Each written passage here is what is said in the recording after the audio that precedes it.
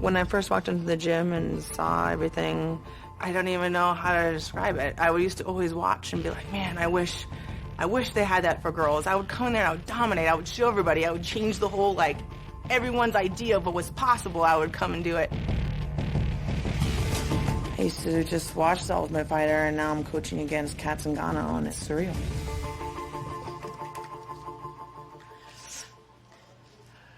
I knew they were going to set me up with something. Hi. Surprise, surprise. What are you here for? And then Misha comes walking in. It's nice to see you again. Nice to see you, too. I'm here to coach. You're here to coach? I am. Coach what? The other Ultimate team? Fighter. That's what you're here to do, right? Yeah. Yeah. Are you with helping Kat's team out? I think I'll leave the explaining to Dana, but... Are you serious? I'm serious. Where is he at? Rhonda and I fought once before, and my rivalry with Rhonda originally started with her being disrespectful in the way that she called me out. I felt like her approach was completely inappropriate, and obviously then we fought, things were heated, I lost. Do you know where he is? I don't. So we're not going to be having any slumber parties anytime soon? They said she's here to coach. Rhonda is venting. Okay, calm down, Mike. So Rhonda storms out. I thought she was just 100% pissed because Misha was here because she hates her so bad. Have a seat. She's real happy. Yeah. She comes back with Edmund, who is her head coach when she trains for fights. Well, hello.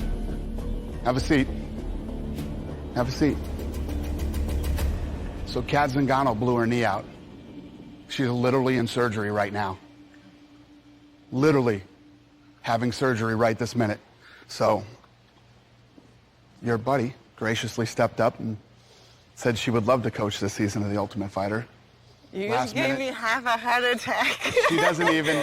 I thought you, like, kicked me off. I totally thought that. I'm like, really? She doesn't even have a team yet. She doesn't even have a coach. Okay. So, you ready to meet the fighters? Yeah. Yes. Let's do it. Come on over here. I think things came full circle the way that it was meant to be, and I'm looking forward to fighting her when this is all over. Right here. Come right up to the mat. For some reason, fate has intertwined the two of us. Me and Misha were meant to be rivals. And this was meant to happen. And I'm meant to retain this belt. I'm going to retire undefeated.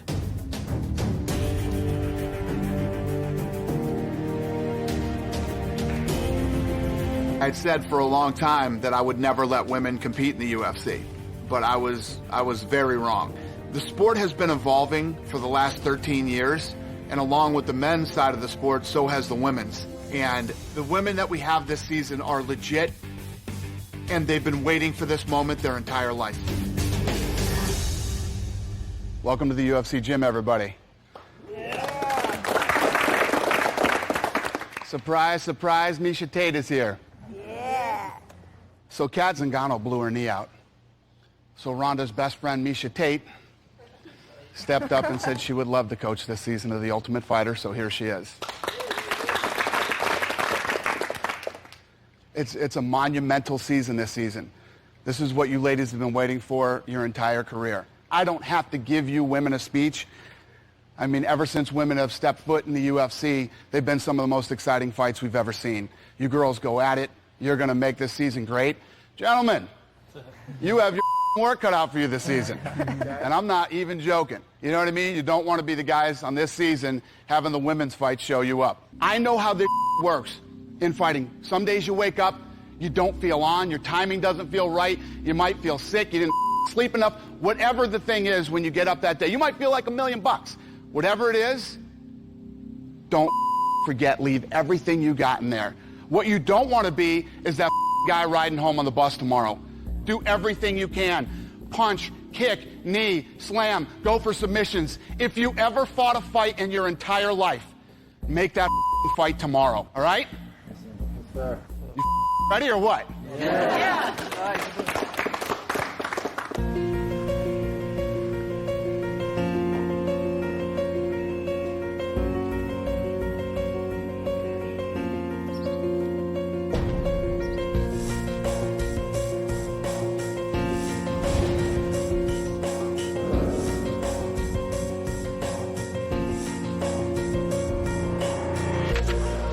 What's up, ladies? What's up? I feel like this is an incredibly historical moment, and I feel the energy here. So I think this is going to be the season of The Ultimate Fighter. These 32 fighters that are coming in here are part of something special and something unprecedented, but are they the ones that rise to the occasion or the ones that just didn't have it?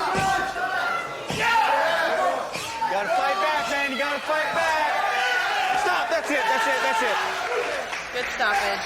Yes.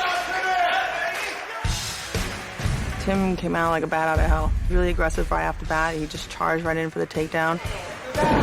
All fired up to take him down. You can tell he's kind of like, you know, a ballsy, brawling fighter, which are always very exciting to watch.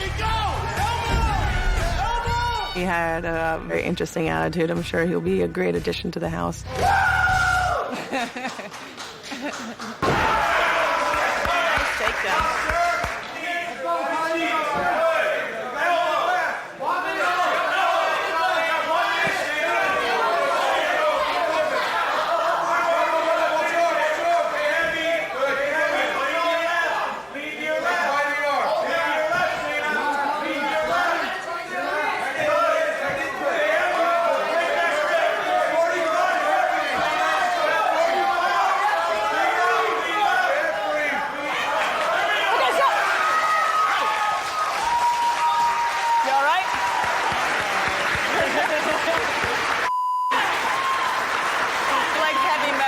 He usually walks out with a guitar. Had a girl, Shayna. Shayna, she's a veteran, and she's very, very well-rounded. And she was able to take Colleen down. Nice takedown. Shayna's ground and pound is great. She puts real touches on him and really damages. Her transitions are great. She moves around well. And she got the armbar submission in the end. Shayna did an amazing job on a very tough opponent. Advancing to the house via armbar, the Queen of Spades, Shayna Baszler. Remember, I'm not in this house with you. You're in this house with me.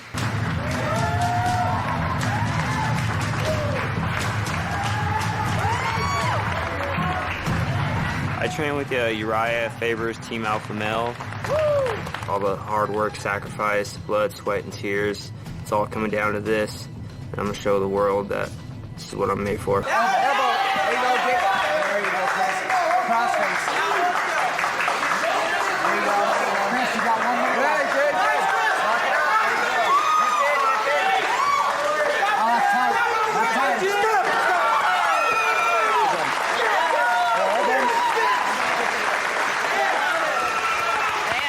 Damn, that's too bad. That other kid's tough, too. He is. Louis came out throwing hard punches. He's very aggressive. I love that.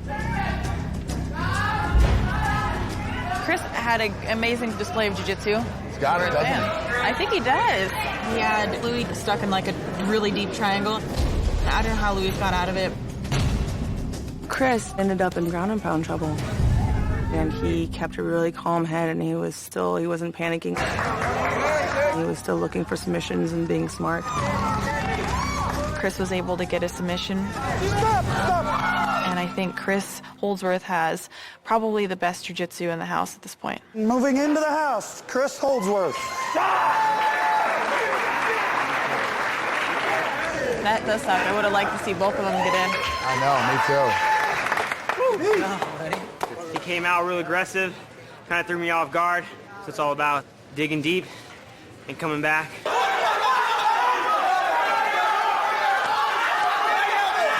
Finish this kid so he doesn't have to do a third round, because this will go to a third round.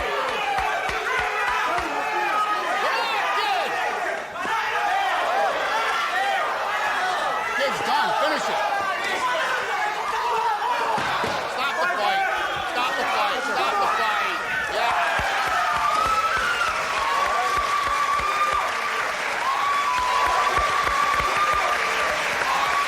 Awesome fight. I agree. What a great fight. It's a great fight.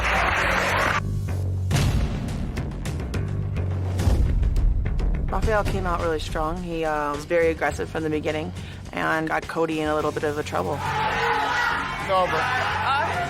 Saying he's all right. Cody Bollinger got caught in a triangle kind of right off the bat, but he was able to work out of it, and he was going against a jiu-jitsu black belt. Wow. How much of that round was that kid stuck in a deep submission? Rafael, you could tell he just wasn't nearly the same fighter in the second round. It seemed like he was getting really, really tired.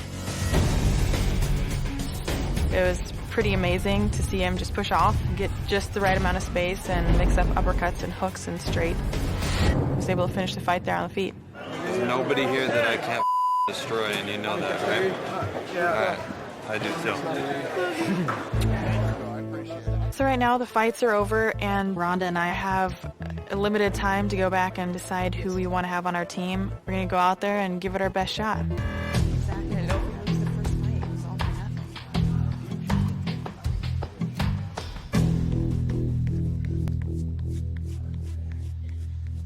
Congratulations, guys, on winning your fights today. How you feeling? There were some great fights today. Some people looked really good, and other people need a lot of work. The good thing about that is that's what you're here to do. Juliana. That was a shocker.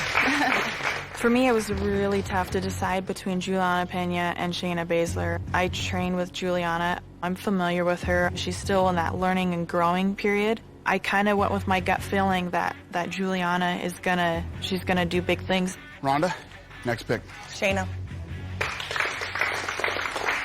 I picked Shayna because I watched a lot of her fights before. I've been following her career for a while. She's the most well-rounded. I thought I would be a fool not to pick her first. All right, Rhonda, you chose the first fight, so you can pick the first fight right now. It can be a man or a woman, whatever you want. All right now? Right now.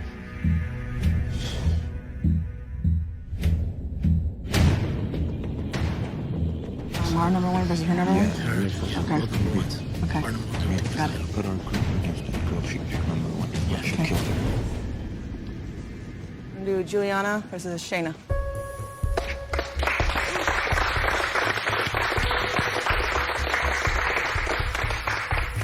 We decided to have Shayna go against Juliana. We just kind of want to go straight for the jugular and demoralize their whole team, take their number one pick out, and retain control of the fight picks for the rest of the tournament.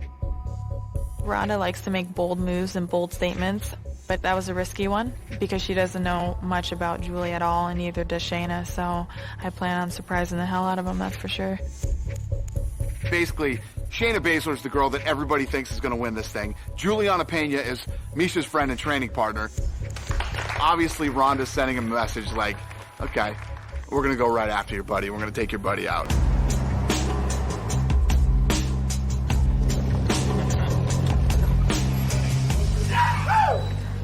Where's the upstairs? Where's the upstairs? It was great to walk into the Ultimate Fighter house. It felt really good, and it was still sinking in, to tell the truth.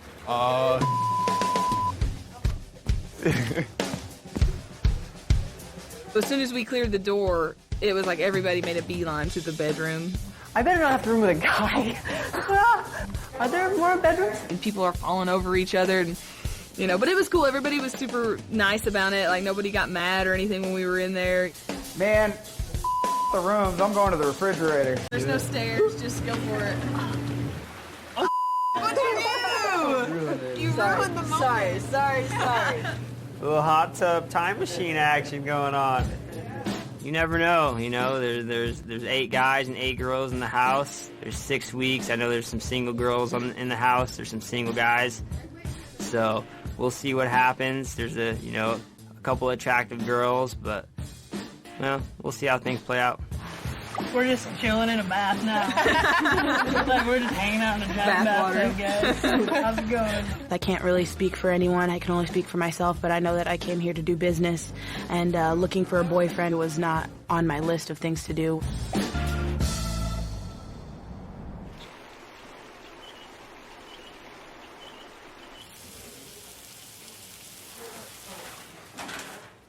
So many lovely smells going on in here in the morning. I've never really rolled with a girl, you know what I mean? So I'm just being honest with you. Like, I'd be afraid to even go like 100% with a girl. No, see that I'll be offended by that worse. Yeah.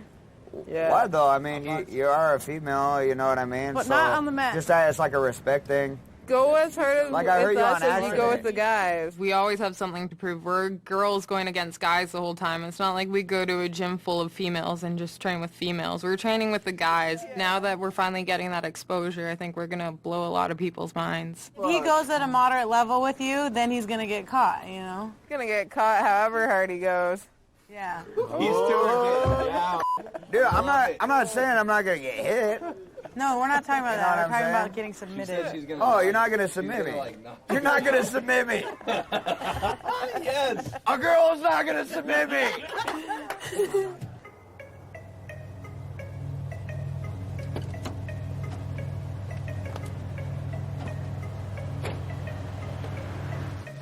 How you guys feeling?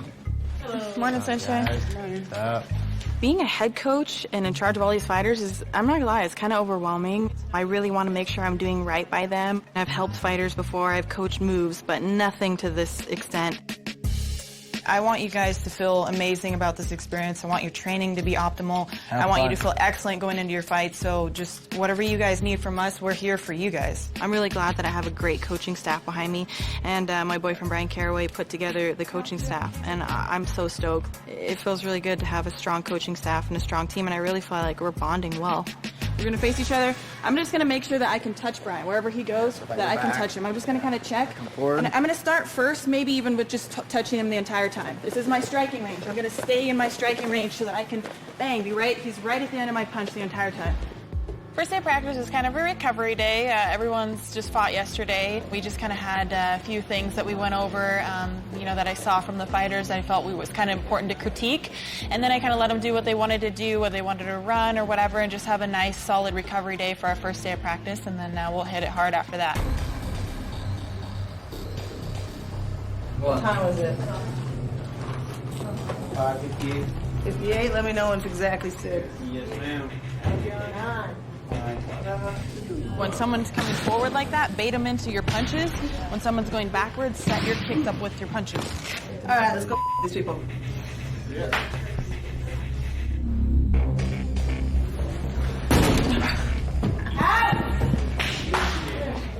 Come on, guys. 6 o'clock. You know the schedule. You should get here earlier if you want to stay later. Ronda's already getting on my nerves and my team's nerves. It's really stupid that she's barging in like right at 6 o'clock. Her team's not even on the mat and she's already trying to boot us out of there. It doesn't even make any sense, but it's just kind of typical Ronda, so what can I say? I just want them to get used to us bitching around. I know it's rude, but it's like psychologically you got to be like, you move when we tell you to. And we never have to move for you. It's a little weird being coach. I tell the guys right away, I'm like, look, I'm not your superior. I'm not like, running a show. I'm here to help you guys. I'm your resource and your tool for you to use. If you want to be the best in the world, you can't cut any corners. Why do you think swimmers shave their arm hair off? Because every little thing counts, all of it. Think about what is going to make me win this competition. If you're having trouble, ask us. We'll give you advice. We'll help you out. So I'm just asking guys, if you're not going to take this 100% seriously for yourselves, take it seriously for your team because what you do reflects on all of them. Okay? We believe in you that you guys could win. So we got to believe in each other, okay? If we believe in each other, we're going to do this, okay? You guys are all going to win. My head coach is Edmund Taverdian. He's my striking coach. He pretty much orchestrates all of my camps, and he's been coaching since he was 16 years old. I trust him impeccably, and I'm definitely going to be referring to his knowledge most of the time. You know they're going to swing at you or go for your legs. You know that, right? Do something about it. And it's easy to be responsible for yourself and fail because you have only yourself to blame and yourself to answer to. But if you're here for other people and you fail them, that would hurt me more than anything else, I think. And I hope that I can live up to what these fighters deserve.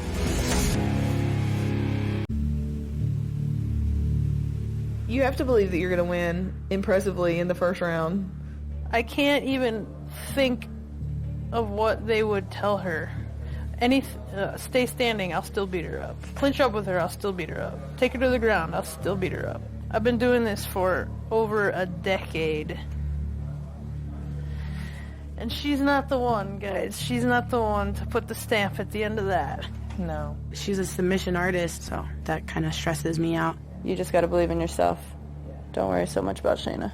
And I just need like that team support, and I need y'all to push. Juliana, she was just questioning everything about Shayna, and it's just like, stop worrying about what Shayna's going to do and worry about what you do with yourself. Like, you need to have the confidence in that area and not so much about them.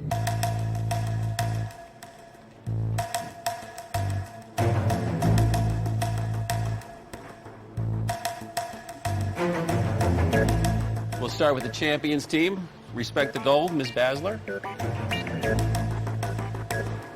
Shayna looks awesome. Shayna's absolutely going to obliterate Juliana. I would be shocked if it went past 2 minutes into the first round. 134. Thank you.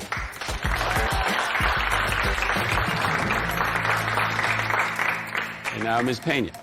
Juliana Pena, who I think a lot of people are underestimating, and she's been looking really good in practice, so I'm looking for an action-packed fight.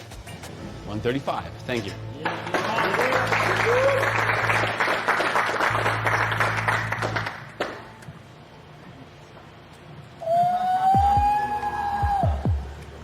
Spades the death card. So I gave her a little Queen of Spades card for what's to come.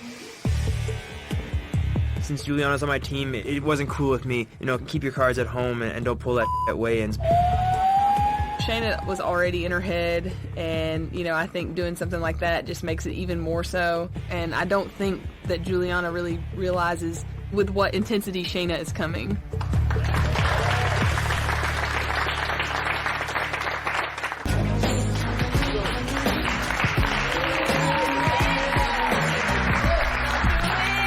Once that cage door gets locked, you know, it's go time. There's no time to wait, and there's no time to be relaxed or anything. You gotta go. And as far as all the people in Dana watching, you know, it's a little added pressure, but may the best woman win.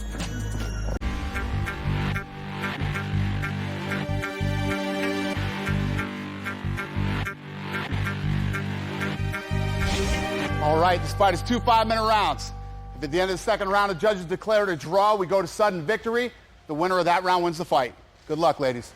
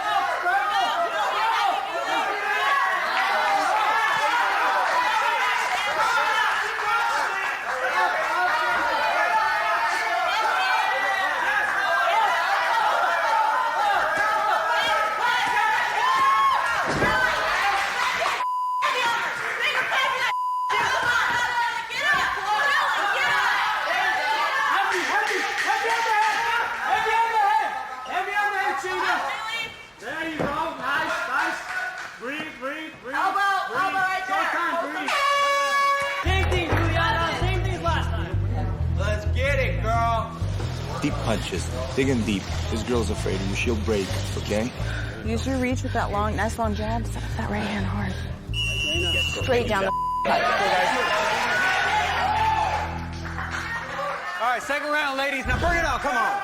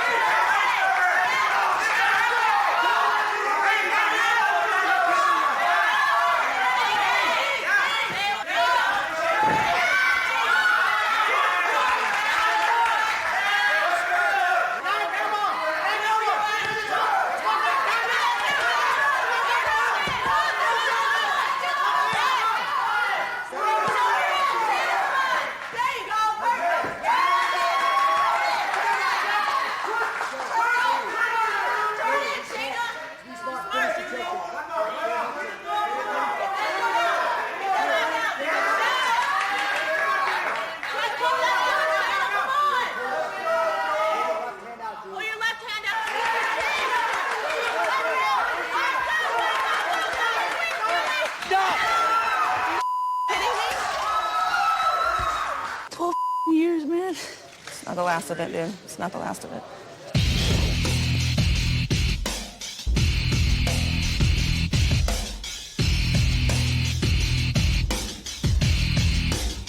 Now bring it on, come on. Julie went out on the first round, and I told her she needed to be first, and she threw a really, really hard combo, and it didn't seem like Shayna wanted any part of it. Very good, Julie. Control. When it went to the ground, I definitely think that Shayna probably won the round. Elbow right there. But the thing I love about Julie is she's got an incredibly big heart, and she went out there in the second round and pretty much dominated the fight. Shayna won the first round, and when she felt like she was losing the second, she was already thinking about the third. Look at her feet, undo her feet! Look at your feet, get your feet out! Are you kidding me? So Juliana Pena pulls off the upset and not only beats Shayna Baszler, but finishes her by rear naked choke. Ronda could have, got some momentum here and picked off some people. Now, Misha's got control. Your winner with a submission victory. And moving on, Juliana Pena. I looked across and I saw Shayna just hurting like that. And I looked over and I saw Misha just smiling at her pain, and she's gonna pay for every smile she smirks today. What you would win from the show isn't gonna change your life. What you're gonna take away from the show is what's gonna change your life. There are a lot of Ultimate Fighters before you that ended up doing nothing. There are a lot of people that were on the show that ended up being everything.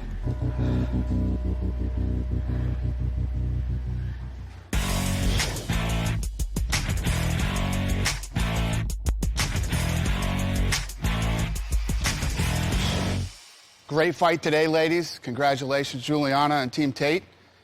Misha, you are in control. You get to pick the next fight, and the next fight's going to be, you have to pick men. Okay. The first fight is going to be Chris Holdsworth versus Chris Beal.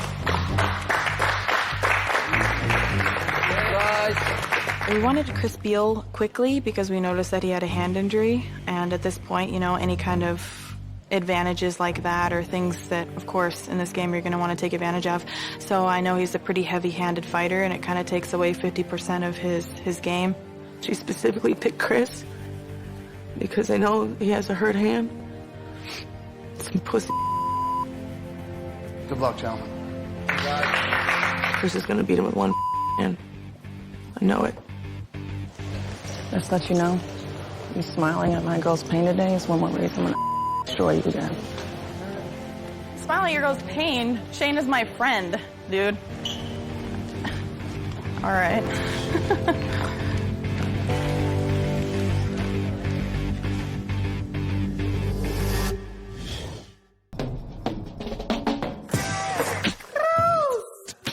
You sound like Mary Poppins. I like everybody in the house.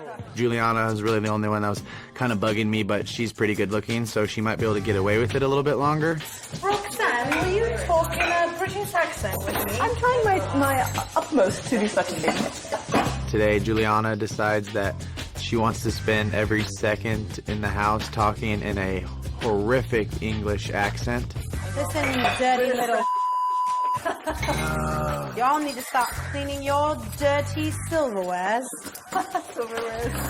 She keeps talking in an English accent. I say we all petition together and say, shut up. Let's tell her. Well, I'm going to open the door and everyone at the same time say, with the English accent. Julie has her days. Some days she's okay. Other days it's just unbearable. Okay, I can't stop talking like this. It's very hard. You can. That's I'm going to put a blowhorn on my list. I ordered a whistle, bro. I ordered a whistle. It takes me back to the middle school days, like check yes or no if you like me type of deal, like it's very immature, I feel like. Oh my God. Well, I don't care if you like me or not, you know what I mean? It's not gonna affect me at all.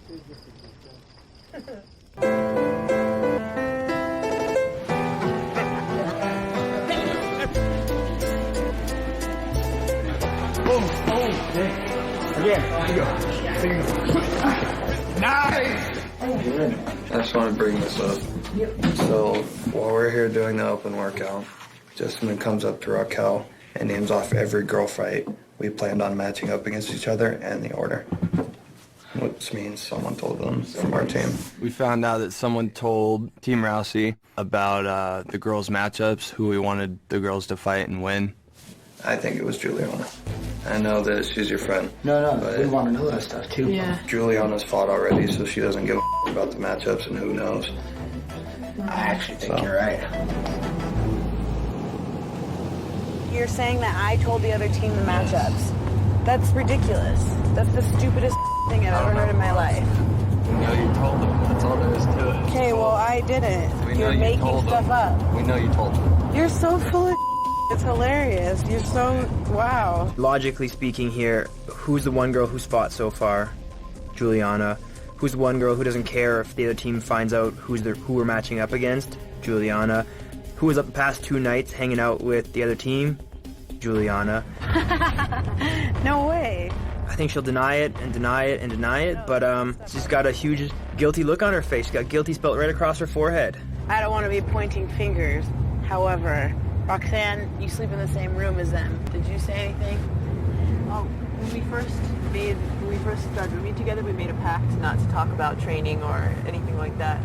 Roxanne's a samurai, so I wouldn't question her. We kept it pretty calm, and then she pointed the finger at Roxanne, and that made me pretty upset. I think it was her, but even if not, I'm just done with her. I'm just gonna try and ignore her. You're not supposed to accuse somebody unless you know for a fact.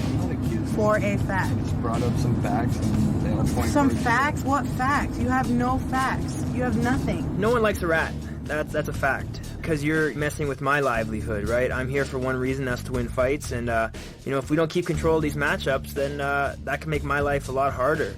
We're supposed to be a team and have each other's backs, but you don't have my back, I don't have your back, and that's just the way it is. So Jessamine just guessed all the matchups. Bang. How about we just all just chill out until we get to the house and I don't have to hear this? Yes, sir. It's annoying me.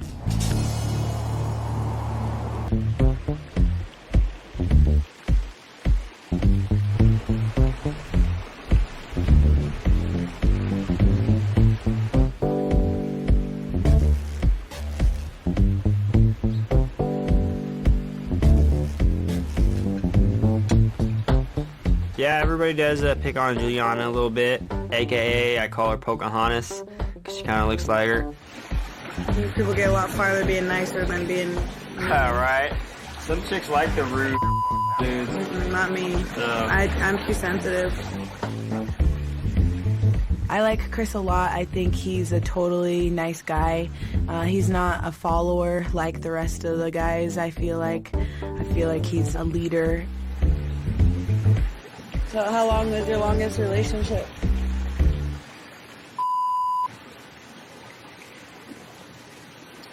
Not very long. Really? I just feel like, relationships sometimes take up a lot of time, and I just haven't found the right girl who kind of understands my lifestyle, but it'll come. I'm not really worried about it. Yeah, you shouldn't. When the time's right, it'll happen So. Organically. Organically, I like that. She's always been nice to me since day one. It's a lonely time, these 6 weeks, and, I might need a little company, and, I like flirting with girls, and I like flirting with Juliana, and I like, friends with benefits. Yeah. All about it. We're supposed to be a team. We're supposed to be loyal towards one another and have each other's back and not sit there and freaking point the finger and act like children, Yeah. I'm so upset. It's disappointing. If they have an issue with me, that's fine. It's not my job to twist people's arm behind their back and try to get them to like me. Roxanne's a total sweetheart. I love her to death, but to hell with them all.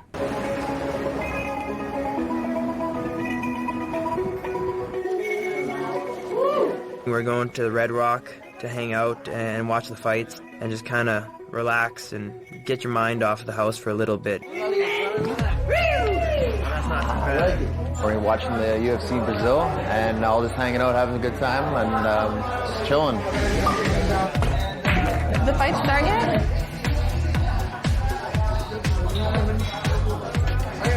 Everybody's having a good time. You know, I couldn't really eat, so I was, focusing on not looking at the pizza and cookies and stuff like that. I'm Jackie Pillow. Getting out of the house felt good. Go to your left, go to your left. To watch the fights on a big screen TV and just relax was pretty cool. Oh, no. To see TV again, basically. It's only been a couple of weeks, but it feels like a lifetime.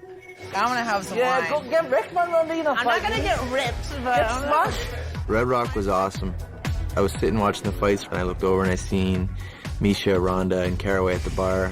Can you please move away from my boyfriend? I'm really not sitting near your boyfriend. I don't think anyone with half a brain would desire a man like that. I remember looking over to the bar and seeing this weird, it's like posturing, like you see in the animal kingdom. This really tense, spatial kind of dominance thing happening. And I was like, oh, something's about to go down. And because the little doesn't treat you right. Someone should hold your pads and knows what they're doing. No. You don't even know how to hit pads. Are you kidding me? I don't know how to hit pads? You don't even know how to throw punches. Yo, Edmund, come here. No one cared about the fights that were on the TV anymore. All of a sudden, everybody's attention just focused on that. She says I don't know how to hit pads. Who does? She says that she hits pads better with Caraway than I do with you. You don't know. Doesn't need to be so close to him. You don't know. Both of you don't know. Me and Misha have never really gotten along from the very beginning. And ever since Caraway threatened to knock my teeth down my throat on Twitter, the night before our title fight, Edmund's not been a very big fan of his. Let me tell you something. As long as I live, don't put your hand down. Please. Put your hand down. As long as I live, nobody's gonna break Rhonda's teeth. You know what I mean? I wasn't talking to her. I was talking to a fan. Because you can't. No, I was She talking shouldn't to a call him fan. out. Because you can't. Period. Doesn't matter because you can't. I wasn't as long as I talking live, to you her. can't. I guarantee you. I'll get you someplace else. There's too I much cameras here. apologized for There's that. too much cameras here. I'll get you someplace else. I guarantee you. Act tough now. We act tough always. You act tough behind Twitter. She'll beat you standing any day. I guarantee you that. Think about it. And she'll break your arm at the end. You and your boyfriend, both of you together. Brian made a tweet to one of Rhonda's fans that came out really wrong, and he was definitely out of place for saying it. He realizes that, I realize that, and he's apologized profusely hundreds of times. And it was well over a year ago, and they're still stuck on it. Yeah, you never say to my face, but you talk on Twitter. That's bitch behavior. She's a legit fighter, man. I respect her as a fighter. She's an athlete. She goes down, man. She's got balls. I'm gonna break this girl to the point where she's never gonna be able to put a string of wins together again. But I don't feel the least bit sorry for breaking her arm in half. Girl had it coming.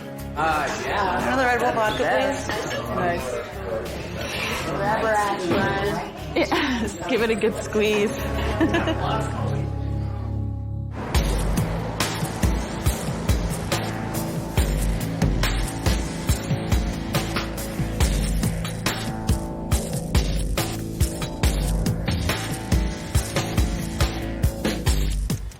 All right, guys, let's do this.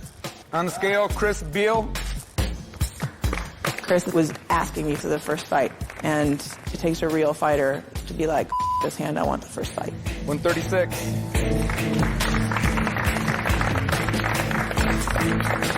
Chris Holdsworth.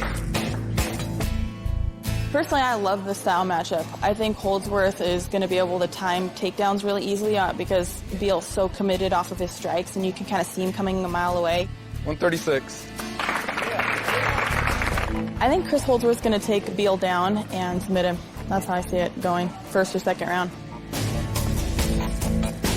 Chris Beal can crack. This guy punches hard. He's very explosive, very athletic, and Chris Holdsworth looks like a jiu-jitsu guy. So it's the classic striker versus grappler.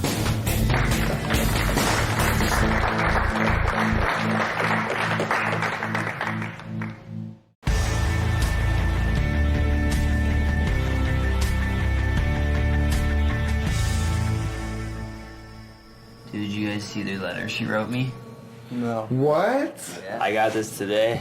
Juliana wrote me a very comforting letter right before my fight. Christopher Holdsworth. Oh, I'm sorry. I believe in you. Believe in yourself. Basics. Learn new tricks, but don't use them. Stick to what you got here. Be basic. Be primal. Underline primal. Underline. She wants me to get primal. But stay in control. You have cardio and skill. She knows I got that cardio. The only thing that can beat you is your mind. And that's not going to happen. You got this, bud. Stay confident in training with you. Love, Vivi. She wants that PP. That's what she meant. All the guys in our room kind of gave me some crap for it, but, you know, I'm trying to stay on her good side, and maybe she'll make me, you know, some more enchiladas or the whole enchilada. You never know. I'll give her the best 2 minutes of her life. Damn, H-Town.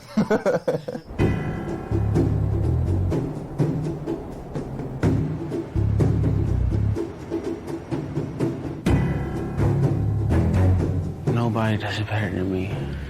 Stars are lining up. This is my time. I'll be Cancer. I'll be him. I'm ready for whatever he brings. Whatever, whenever, however. I know Chris is thinking, you know, the same thing I'm thinking. It's going to be a tough fight.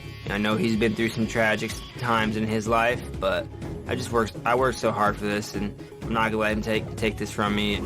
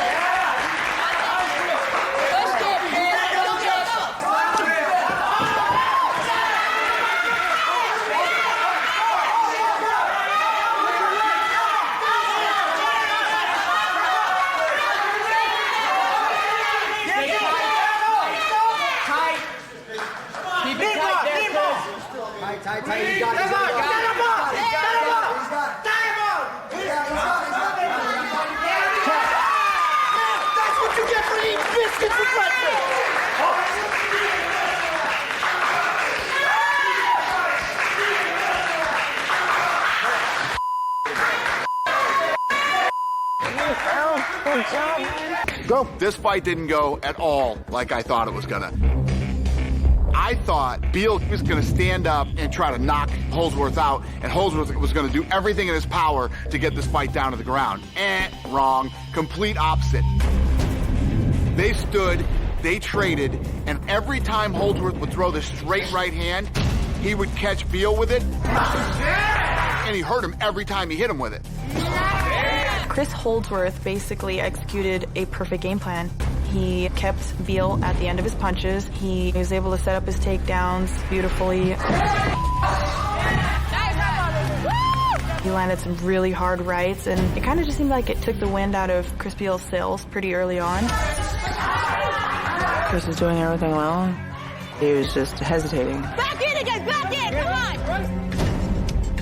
If someone's a longer fighter, you can't wait for them. And he was just waiting to counter when he should have been initiating. So Holdsworth finally lands that big right hand,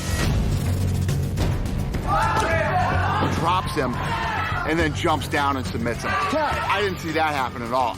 He actually beat him on his feet, and then beat him on the ground. Winner by guillotine choke, Chris Holdsworth. All right, the next fight pick. Team Tate, congratulations. You guys won your second. 2-0 now. Pick your next fight. I would like the next fight to be Roxanne Modafferi versus Jessica Rakogzi. Although Roxanne is very unassuming and she seems probably like the most meek and mild person here, she's a 10-year veteran and she's beaten some of the best girls in the world. And I have all the confidence in the world that she's going to be able to win this fight. Jessica's been in this game a really long time, and she's extremely competent on the ground. I would prefer that Jessica keeps the fight where she has the most experience, which is standing up. But wherever it goes, I can see it in her face. She's ready for it. Good luck, ladies. Thank you. I got this. I got this. This is another one of those fights. You have a world boxing champion against a great jiu-jitsu practitioner. So you got the classic striker versus grappler again. So anything can happen. Is Roxanne going to get her to the ground and submit her, or is Rakoczy going to keep it on her feet and knock her out? I'm happy with you. Me too. So proud of you. Proud of you. Proud of all y'all. Think of the line, like if it was a betting line, who would be the favorite? For sure. Dennis Hallman is one of our guest coaches. You know, he's fought in the UFC, and you know, he's a friend of ours. We trained with him a bunch, so we wanted to bring him out here. Hi, Brian. And Edmund was eyeballing Dennis up and down, just like he's been kind of doing to all the rest of us, all the rest of our crew. And Dennis is just not one to put up with that. I'll give you my number, give me a call. Okay, I'll call you. For sure? We can go For on a sure? good date. For sure? For sure. All right. We can go right in there. We can go right now. Right now. Let's go. Let's get it. Let's go, Let's my go. girl. What's up? What's up? You know that I'm gonna get kicked out of the show. That's when you call me out, right? Yeah. Come on, let's go. Bring it. Come on, bring it. Bring it up. Trying to get you kicked out. I know he is. I know he is. Okay, sure. Hey, come down, man. Only concentrate. No. Do it at the right place. Do it when you won't to your. Do it when it won't work to your professional advantage. You want to be a man? Do it at the right time. Nothing to do with you. Do it has to at do with the him right coming into my time. face and be a backhand tough guy, okay? That's what it had to do with. Be a tough guy at the right time. When I first got here, it didn't seem like it was going to be so bad until they lost the first fight. And then after Julie beat Shayna, Rhonda just has been throwing a piss fit. You look at the cameras? No one's going to get kicked off. Do it when they're not around, then you'll be a man. Well, I can wait here till they leave. Our team, we're not just talk. If you disrespect us, we're going to find a way to let you know that's a bad idea. I'm the only one that's going to be able to fight officially against Misha. You guys just talk and then you guys can have problems. Yeah, that's it. I feel that way. Because you can't talk, because you up already the way you talk. Right. And now you guys And you have some other guy apologize. coming in here, What- mad what- dogging what- me, what looking can at you me. do? What He's going to apologize too. I want the other guy to apologize too. This whole thing comes down on Brian Caraway. Brian had said some things about Rhonda on Twitter, and Rhonda's team has been waiting for the day that they would see Brian Caraway. How about you apologize I for threatening apologize to him. Brian off camera the I other day? won't apologize. I didn't Fighting. threaten him. I didn't. Because you guys pretty are sure always it's catching recorded. on to little things. I said, I'll see you one day. That's what I said. I didn't say anything else. That's exactly what I said. Because I will see him one day. You said that. Okay? That's it. I want the other guy. Over a They year said they're ago. sorry. They said they're sorry. You know what I mean? Brian apologized. He said he apologized. So many times. Brian made a mistake. He's apologized hundreds of times, profusely, and they refuse to let it go.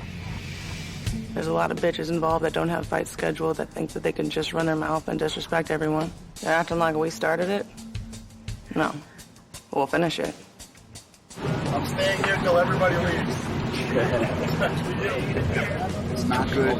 It's not good for the sport. It's not good for you. It's not good for him. It's not good for anyone. I'm like, guys, stop. This isn't going to happen here. This isn't what this is about. It's not what we're here for. We're here for these fighters, and let's give them every opportunity to win. All this drama and will be settled when Rhonda and Misha fight. Okay, so first, Japanese lesson, senshu. That means fighter.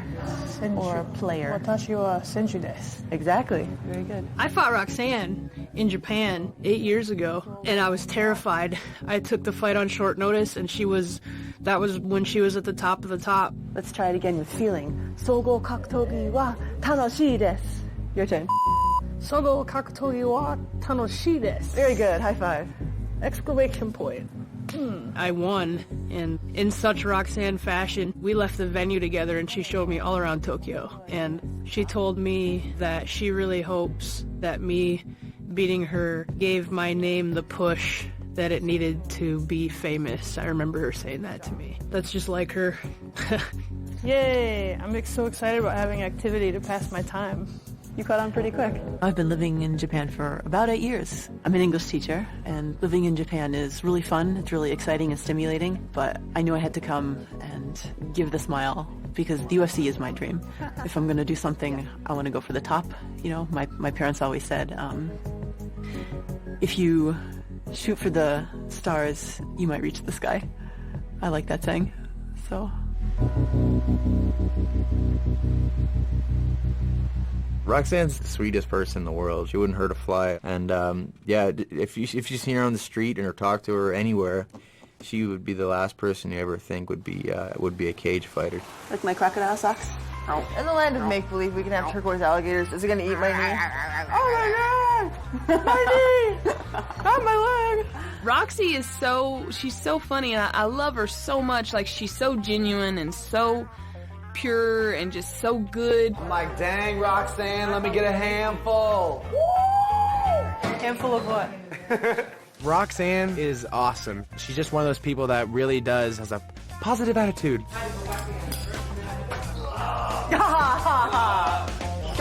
How are you today, Roxanne? Outrageous. Finish him. Fatality. Or, how was your training today? Eventful and full of knowledge. My nickname is the Happy Warrior. Oh, I dare you. And I got that because I always try to be positive and look on the bright side of things. Did you know that when you smile, just the physical motion of your mouth going up actually releases some kind of chemicals in your brain that makes you feel a little bit more positive? That's a scientific fact. You should try it. All right, good afternoon. Time for the weigh-in. We'll start with Team Tate today. Let's go, Roxy. Roxanne's a gamer. She's had 26 pro MMA fights, and I mean, if you get in the cage 26 times, you got my respect. So, I mean, you know, I think if it goes to the ground, Roxanne's gonna kill her on the ground for sure. 133, thank you. All right, Team Rousey. Mermaid. Jessica's hands and her footwork are probably the best here, period, like guys and girls. 132, thank you. And she just moves so well, and her striking is so fluid and so tight. And so I think that's going to cause some major problems for Roxanne.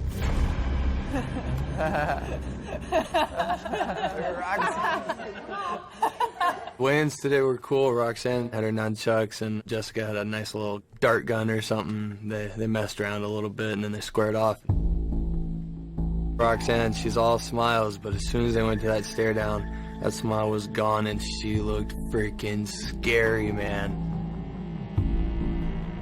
I love Roxanne. Everybody loves Roxanne, but Jessica's stand-up is just unbelievable. I think, unfortunately, that she's going to knock Roxanne out. Roxy is the girl who has all the jiu-jitsu. That's her thing. And a lot of people really underestimate Jessica. You know she's got hands, but how's she going to do on the ground? Get it, girl.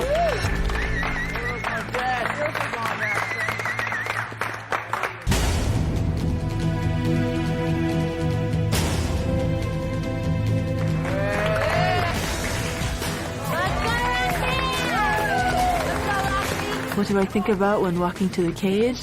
I just try to clear my mind. You know, the Jedi Code says, there is no emotion, there is peace.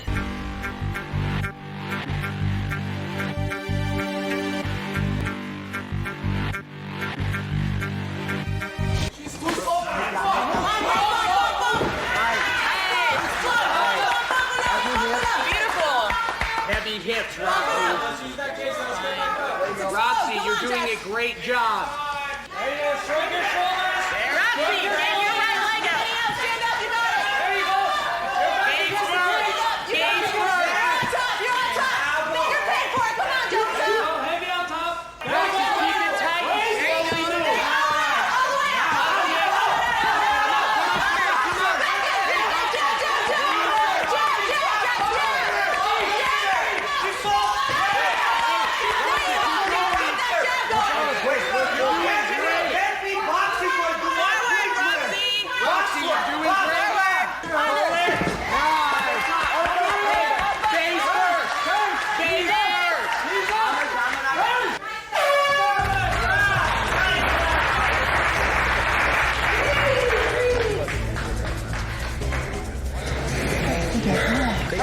really good, Roxy.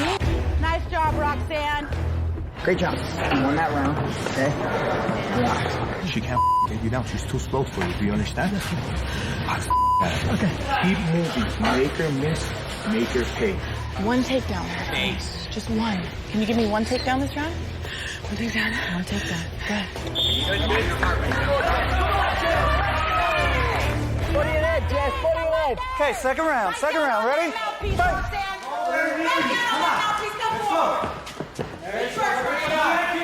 That's it.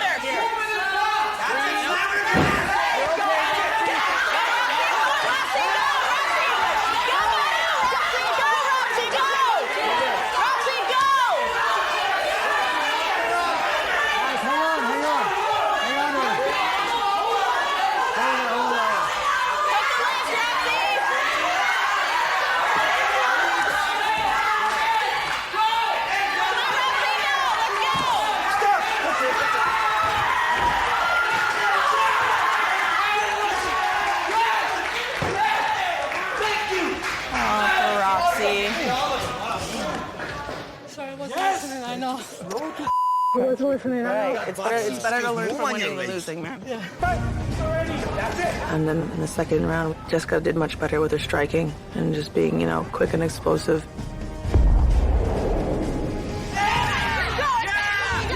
But she didn't listen to us so much with jumping into Roxy's guard. Why would she jump back in the guard?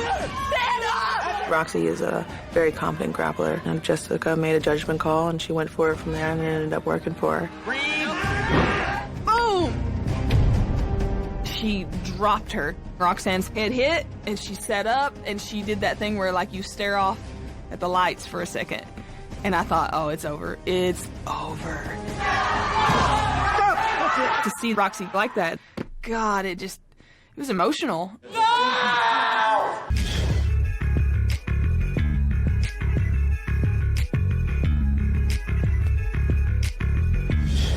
All right, congratulations, Team Rousey. Great fight today. Congrats. It is now 2-1. You're in control. Pick the next fight. I have Louis and Davey.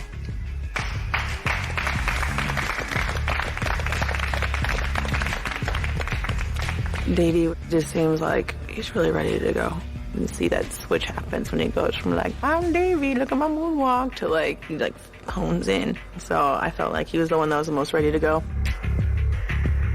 I'm confident in Louis. He's a gamer, and the fact that he lost to Holdsworth, the best submission artist in the house, to actually get into the house, it doesn't really have any bearing to me. I definitely don't think David Grant's ground game is up there with Holdsworth's, and I think Louis is going to bring it. Good job, you guys. All right, good luck. Have a good day, everybody. Thank you, Dana. Oh, yeah. Oh, my God. So good, Juliana. It's a big bite.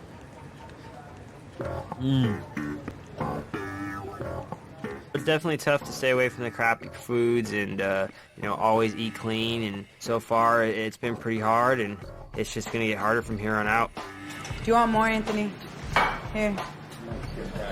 Anthony was feasting last night. He hasn't even fought yet. Imagine the people that end up fighting and losing and they don't have a reason to keep their weight down. I think it's only going to get worse.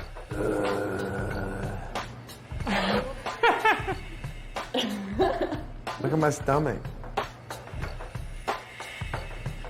Pretty good belly on you, Anthony. Thanks. I am, eating unhealthy things and healthy things, but as far as weight goes, I'm sitting at 150 with 2 guys on my team 6 pounds and 5 pounds heavier than me. So when people are giving me so much about what I'm eating, it's just really irritating because I'm not a fat ass. I'm lighter than them, and my conditioning's solid. You guys want to hit the hot tub? I can't sit down here. You're not still hungry. I could eat another one of those cinnamon buns. I definitely am one of the heavier guys, probably in the whole house, but I've wrestled my whole life. I've fought for a while. I don't miss weight. It might be a little harder for me, but I got it under control for sure.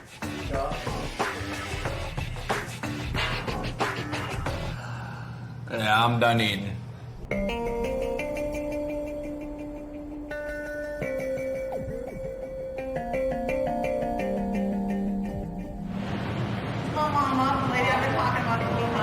My mom's here. A lot of what I learned about bringing fighters up is from what I learned of what she did on me. I try to emulate her as much as possible. I don't think I have the energy to be at the same level she's at all the time, but I try my best. So yeah, a lot of people I think will understand me a lot more after they see my mom. The woman, the legend that I'm constantly referring to, this is my mama. In addition to being Rhonda's mom, I also was the world judo champion. So it wasn't just like, hey, Mom, can you bake me cookies and come here and talk about mat work? So she asked me to come out and talk to the athletes a little bit. Would you like to say anything? Yeah, well, I just said I wanted to come watch you first because when people would come and give me advice, I would say, you never even saw me fight. You don't know what I do. You don't know anything about me. So where do you get off, So I thought I would like to come and watch first. She's 5'2", but she can look at like a 6'5" man in a way that'll like make that guy scared, She's got that intensity about her. It's funny, like, I'm the nice one. I'm totally the nice one. Everyone's like, wow, your mom's really intense. How did you end up being so nice? I'm like, only because I'm standing next to her. When I'm over here, I'm a bitch. Inside. Everything I know comes from my mom. Outside. When I was a kid, we would sit in the car and she would list off all the reasons why I was the best. And she would just put that confidence in me. I was like, yeah, I'm the But she would bear down worse than anybody else, She could build you up higher than you've ever felt before, but she could tear you down, make you feel like the biggest piece of ever, She was also the best fighter in the world in her day, She was, world champion in judo, and if they had MMA at the time, I'm sure she would have annihilated everyone. Okay, well, I watched you guys a little bit, and I have a couple of opinions. The first thing I notice is there's only 6 people on this mat. Everybody else, even you, lady with the hurt shoulder, you could be doing something different. Everybody except the guy fighting. You ought to be in here practicing. I had my knee replaced. I had 6 knee operations, several of them while I was competing. When I came back, 6 days after surgery to train with stitches in my knee because I had to do it to win. So you hurt your knee, do push-ups, do some other drill, do something. That's how my mat work got so good. That's how her mat work got so good. One of my mom's best lines is, she's like, you're not training to be the best in the world. You're training to be the best in the world on your worst day. She would purposely send me to tournaments injured, with no coaches, to like places where she knew the referees and the officiating would be against my favor, and she would purposely do that to me. I used to think she was so heartless, and then one day she was just like, you think every single time that you're injured and crying on the mat, I was sitting there smiling in the corner? No, it hurt me just as much. Pretending that I didn't care was the hard way. That was how I cared, was showing that I didn't. So she gave me what I needed when I needed it, and that's what she's the best at. So I may not get it this way or get it that way, but you know what? I gotta get it. And so that's kind of the thing. You may not be beautiful, but you can maybe let speed and aggressiveness make up for your lack of perfect technique. So anyway, that's just what I noticed, and I thought you should take a little break and maybe get a little drink of water and then come back and do it more seriously, like you want to beat somebody up and win. Just everybody get some water. Rhonda makes a lot more sense. Her intensity, her competitiveness, all of those things are very clear once you meet her mom. What? Coffee. Take me to my coffee. I will. I will.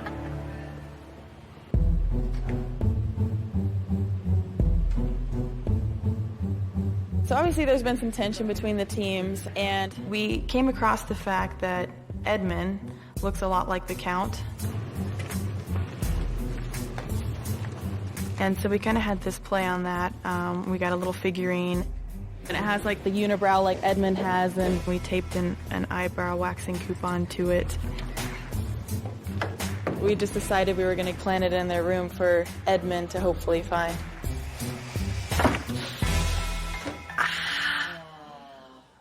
You guys, somebody on Team Tate left a little Count figure, put Edmund on the back like he's Count Dracula. They took like a little Count Dracula, has like the unibrow, and had an eyebrow treatment certificate on there. I'm gonna show them, and they're just gonna have to get it. I don't know. It might be better not to show. No, he has small children. It would be best if you not go to jail. Yeah. You think we should not show them? No. I think you should not. You should not. But y'all are intelligent, young, and you could probably come up with something creative that you could get away with. I already promised Dana we wouldn't do anything else, and I can't. If Edmund saw that, I couldn't talk him out of doing something. It's just passive aggressive. They'll smile on your face all day. The second you turn around, they're gonna talk and insult you. I have no respect for people like that, and I never will have it. They're gonna get it when I beat the out of Misha again. Yeah, exactly. Rise above. Yeah, they're getting what's coming to them.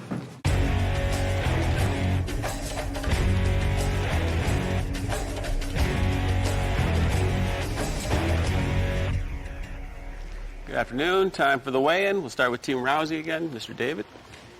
I've had probably one of the best weight cuts I've ever had. Obviously, I mean, no weight cut's good, but I still felt when I was making weight, you know what I mean? But I'm feeling really good about the fight, yeah. I'm looking forward to it.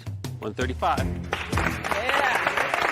Davey seems really sharp. His stand-up's looking really strong. His punches are really heavy. I'm looking at him while we're training as a potential opponent in the future, and he's definitely legit. Hey, Team Take. Mr. Louis.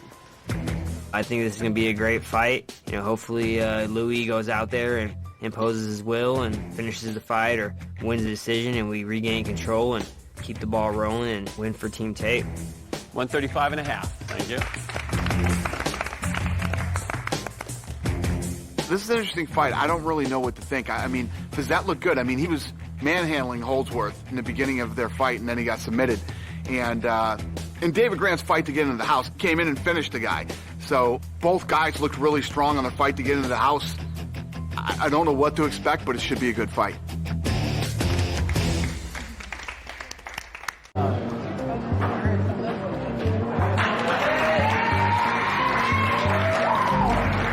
This is everything I've ever dreamed of, it really is. Ever since I started fighting, ever since I watched The Ultimate Fighter, this was just what I want. I want to win this more than anyone in the world, and I just feel as if there's no one going to be able to stop me.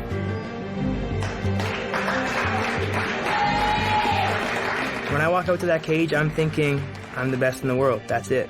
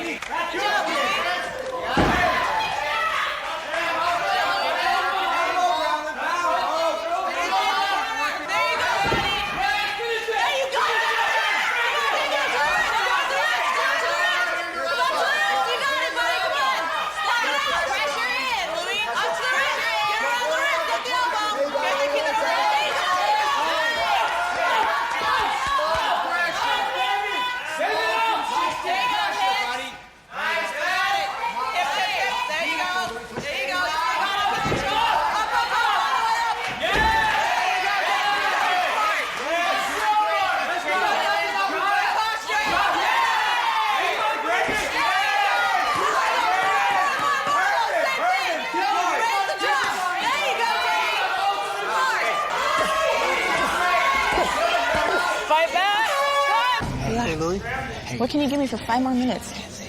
Yeah. Okay. You can do this, Louis. Good, Hey, and let listen House to me. keep doing his work. Let 5 House more keep minutes. doing his work. Punch, kick, back him up. When you back him up, Knee to the body, elbow, you knock him out, okay, before you take him down. You listening? Okay? Seconds out! Your time, Davey. You can finish. Seconds out! Davey. Yeah, let's go. Okay? Let's go, Davey. Let's see your heart right now, okay? 5 more minutes.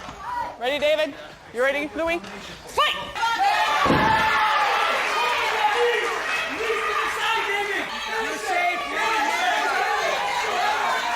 Okay, stop.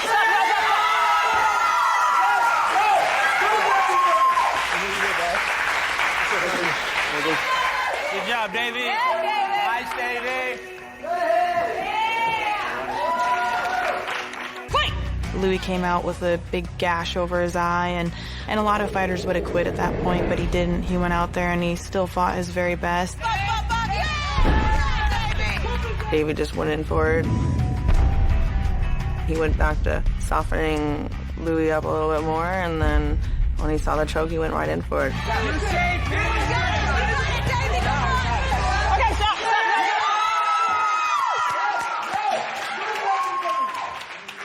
He really shows a lot of qualities of a fighter that's going to do really well after the show is over. Moving on to the semifinals. Tap out, did a rear naked choke. David Grant.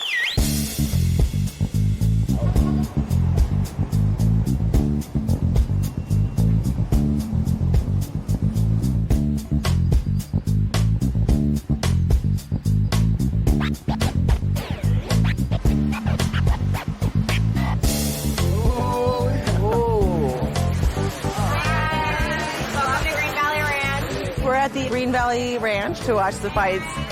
The Hooters girls kind of set up a private catering for us. The fighters can kind of get outside of that whole constant in-camp element.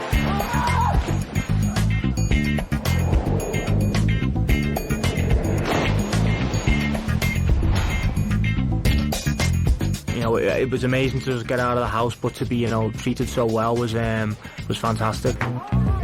Things just really can't get better. Got the Vegas sun and we're having a good time. Spoiled by the Hooters girls with their company and food and drinks.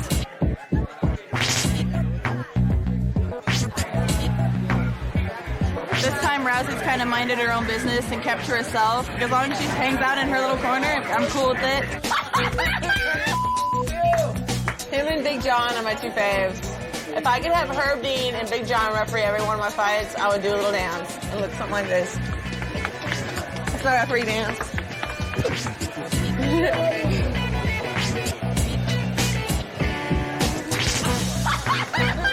Last call, guys. She's gonna be so mad. Last night there was a movie playing and there was a character in it. That's like the perfect cross between Rhonda and Edmund. He's got the little buns on the side of the head like she does, and then it's got the unibrow like he does. And the scowl on her face is the exact same scowl that every time Rhonda gets on the other side of the cage and our opponents are about to fight each other, she's giving me the laser beam eyes, like if she could kill me right there on the spot, she would. That's awesome. That's nice. Oh my gosh, what is he doing? So we figured we'd plaster a bunch of posters of Edmund Rousey all over the gym. She's gonna be so sour.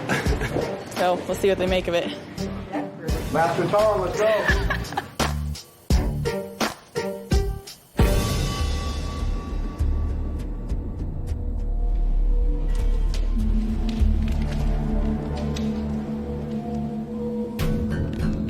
I caught wind that Team Tate was hanging these pictures up all over the gym, and I came down here to get rid of so another war doesn't erupt down here. We want those 2 are going to fight at the end of the season. They'll have plenty of time to talk smack, hang pictures, and do whatever they want. I want them focused on, we got some talented people here. We've got some great fights already, and I want to make sure these kids get every opportunity to win.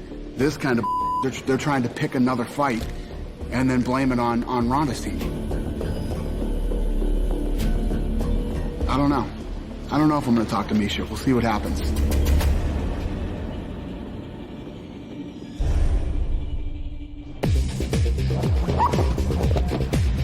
Keep it tight, keep it tight. Today at practice, I went to the sauna and found a picture of this character that was half man, half woman with a unibrow. The picture said Edmund Rousey. It was not even that funny.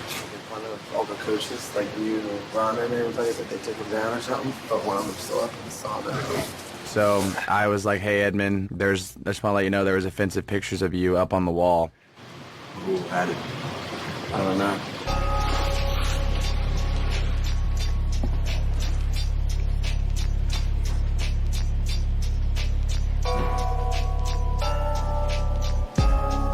I guess Dana tried to take them all down before we got in there, but had missed a couple.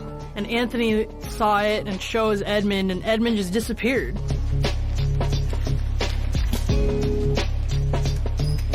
And then after practice, we're like, where did he go? And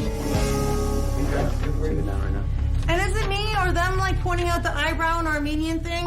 Racist.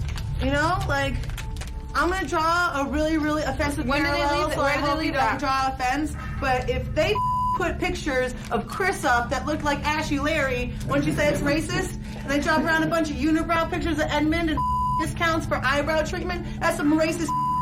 And if I'm the only one that, like, notices this, and they do behind our back, this is some pussy-ass passive-aggressive. When we're in their face, they should tell us to off instead of quietly waiting for us to leave the room and leaving little pictures like a bunch of pussy-ass 5-year-olds. Where's my bag? Edmund's been very disrespected, but we gave our word we wouldn't let it escalate anymore. And the other team didn't do that. I'm gonna him up. Do it. No, Marina, Marina, we gave our word. When we give our word, it means something. I can't stand the passive-aggressive people.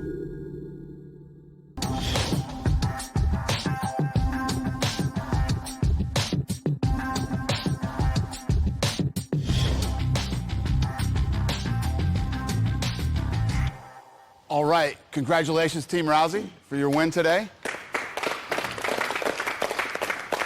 We're here to pick the last 2 preliminary fights.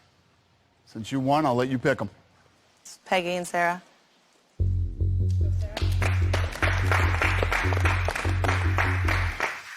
They're both the biggest girls in the house, so weight for weight, I think it's pretty even. I think that Sarah has an incredible ground game. She's really strong there, and she's got some pretty powerful takedowns. So I would like to see her get it to the ground, and I think she'll be able to finish the fight with a submission. Congrats, ladies. Good luck. All right. Now pick the men's fight. It's Cody and Anthony.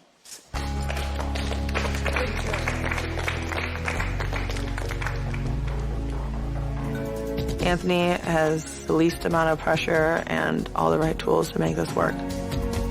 All the pressure is on Cody for this fight. You know, there's a lot of high expectations from him. I think the key for Anthony is to really realize that, like, look, you have nothing to lose. And I don't care if it's your best friend or if it's Mike Tyson. Nobody has the right to beat you, regardless of who they are.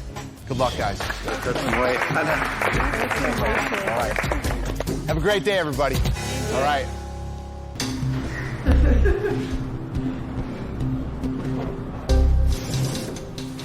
There's no escape, baby. Yeah, there you go. Nice little beat to sweat. I'm ready to fight. I'm ready to make weight. Holler if you need something. I weigh 144 right now. I will be getting down to about 139 the day of weigh-ins, and then I'll cut from 139 to 135, make weight, and then I'll hydrate up and eat up to about 155 pounds by the fight. You gonna be able to sleep tonight? I know you're having trouble. Probably not. Probably won't be sleep for a while.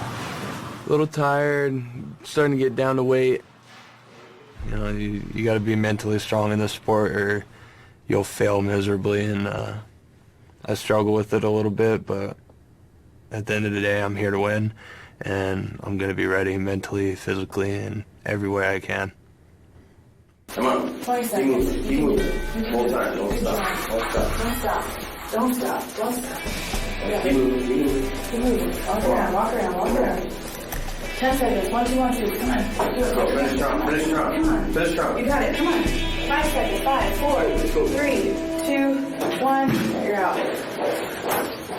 You got to be very smart on your weight cut and very cautious of your athletes when they're cutting weight. Come on here, buddy. And that's why we're going to be there with him closely, watching him. We're going to come to the house right after practice, you know, to make sure he does it properly. Yeah, we're still doing it.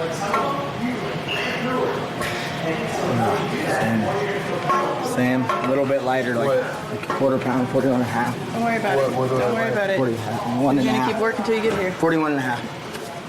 What? 41 and a half? Yeah. Hell no. There's no way. Yeah, I know. That's ridiculous. Still got your underwear on, but... You know, he's 5 pounds over right now. I don't know if that's due to, you know, maybe eating too much sodium or not drinking enough water, flooding his system. So it's just going to be a grind for the next 4 hours, man, to get him down. We're going to do everything we can. Salt bath, we're going to come to the house. And, you know, we're going to be with him every step of the way and push as hard as we can to try to get him down. 2 hours and not losing anything? Something was up, though, because he was sweating. He was sweating. Just started. He must have lied about his weight to me. He told me this morning it was 40. Okay.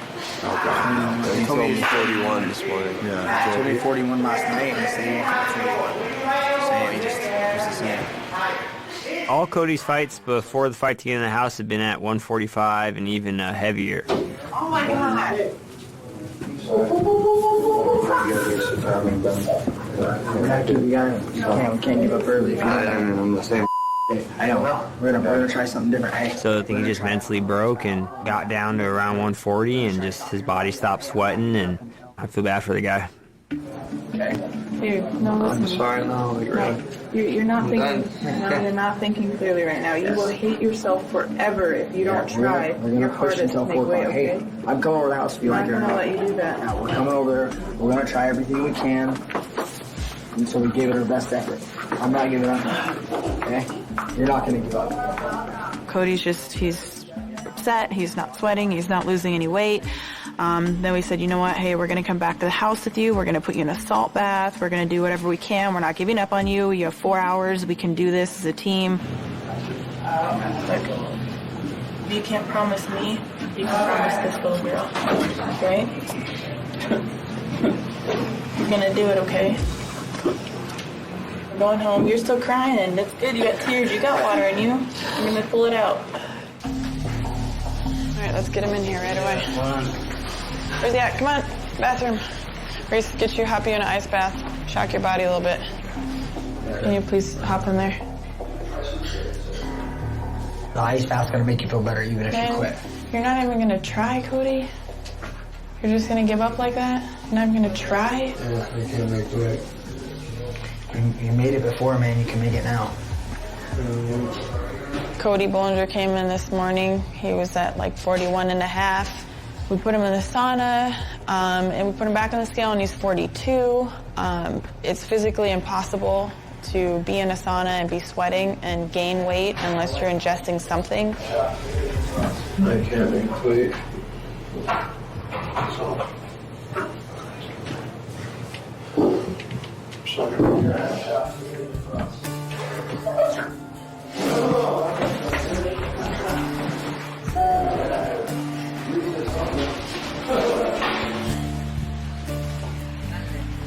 You can turn the hot water off.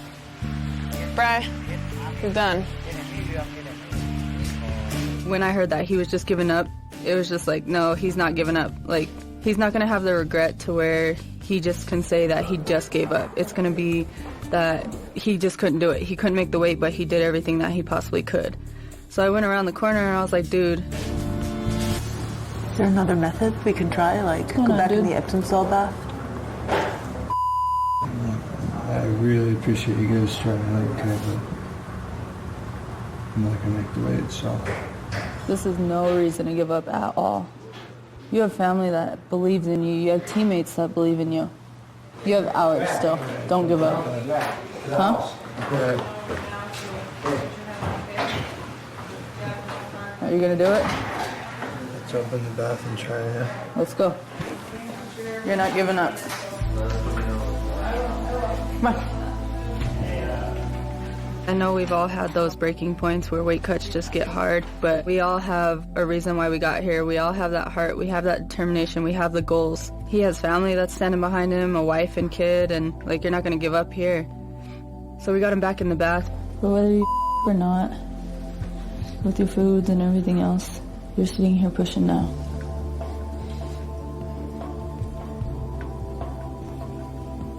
What got you here in the first place?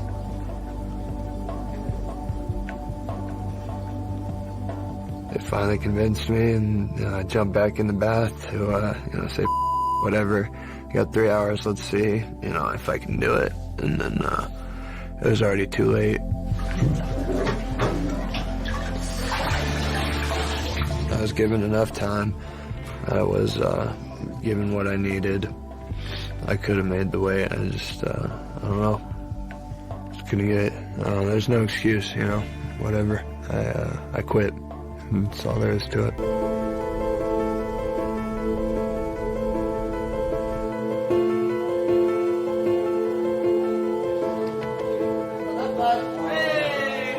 Yeah, all right, great ass. Good to see you.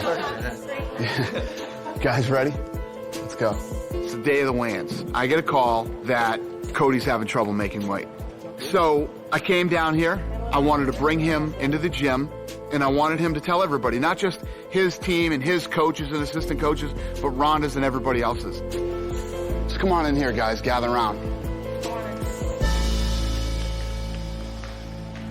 You got something you want to tell everybody? I missed weight. Up. Why? I broke mentally and quit. You took somebody's lottery ticket and ripped it up. Sure. Did you realize you don't belong here? You don't want to fight? This isn't what you want to do? You want to go home and get another job, or what is it? No, I broke mentally, and this is what I want to do. Obviously, I didn't show that. I've just quit today. This is the one thing I know that drives me crazy. Look at him. Kid's been busting his ass making weight. He's on weight. He's 1 pound off. See that door over there? That's the door. You go out right now. Yes, sir. Have a good day.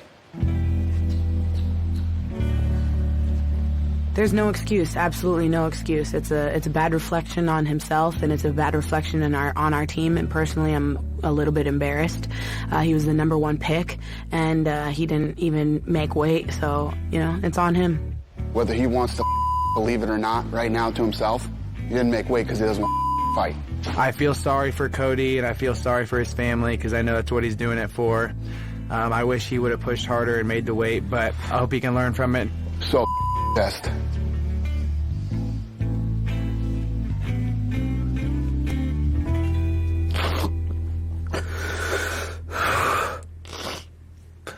I don't want to have to tell my wife and kid, man.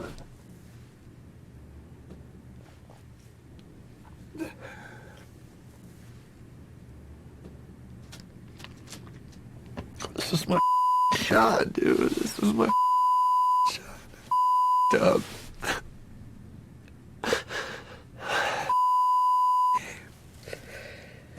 I'll get this thing figured out as fast as I can, and we'll get it fixed. Thank you, guys. Thank you. I wanted to give somebody else an opportunity. Chris Beal made sense, but the commission's worried about safety. The commission's there to make sure that everybody's safe. And they weren't crazy about Anthony cutting weight twice like that, which, I don't necessarily disagree with. I don't know what's going to happen, Your kid might just get a forfeit and go right to the next round. I like to see guys fight and make their way in, but this is out of our hands. It's up to the commission now. Either way, I'm extremely sorry. It's not your fault. I literally tried everything. It's really pathetic.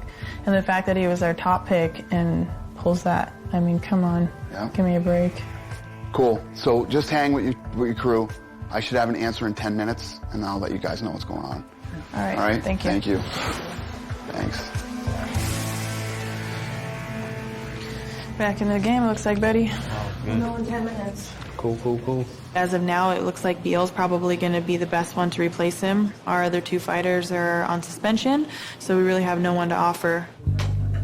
Dude, Misha sold Cody down. What? She was saying, that's pathetic. He was so pathetic and it's so embarrassing. And if it was one of you guys, I'd have been like, it's all my fault. I should have better keep track. It's the head coach's responsibility to make sure that their team is ready to perform. and she failed to do that. And instead of admitting that, she placed the blame all on her fighter. I'm like, dude, if this is a kid that you care about, you've been mentoring, be like, no, I should have been on it more. I shouldn't have let this be out of my control, you know? Now Anthony's in a very difficult situation where, you know, he doesn't know whether or not to try and take off the last half pound. Chris Beal's walking around not knowing if he's fighting or not. His emotions are all over the place. And I just want it to work out in a way that's fair to Anthony. What's up? The principal's office. All right, brother, I gave Rhonda your options, and Rhonda wants you to pick the option. The commission gave us these options. Anthony could rehydrate, then they cut the weight again Monday, and they fight Tuesday. Or the commission liked the forfeit too. First, I'd like to give everybody an opportunity to win. You'd stop cutting weight today. You guys could weigh in Monday and fight Tuesday. The other option is forfeit. I'd like to be Mr. Hero and go, this, I'm going to weigh again Monday, and then everyone would be like, damn, what a badass. But like I was like 59 just like a few days ago, and so for me to have to hit 36 again, if I look at it, I don't think that'd be fair for me when I made weight. And then, so I'd probably rather just take the forfeit and move on. I'm not crazy about forfeits, but you know what? It's not Anthony's fault. He was ready to fight, he was on weight, and the other kid quit.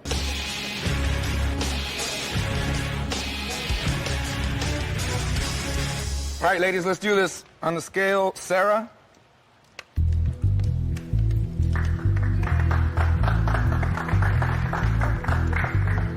We have a pretty open-ended game plan with Sarah Mraz. We're pretty sure that she's better in just about every area, but we know her strength is definitely on the ground. She's going to go out there, she's going to look for a really powerful takedown, and when she gets to the ground, she's pretty vicious. 135. On the scale, Peggy. I think Sarah versus Peggy is going to be a supernova.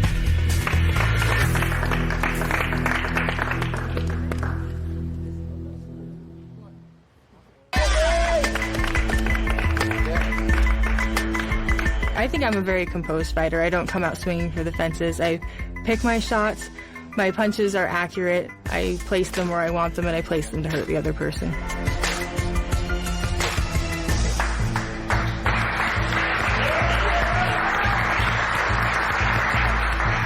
I feel sorry for those people that have to fight me, because it's not going to go very well for them.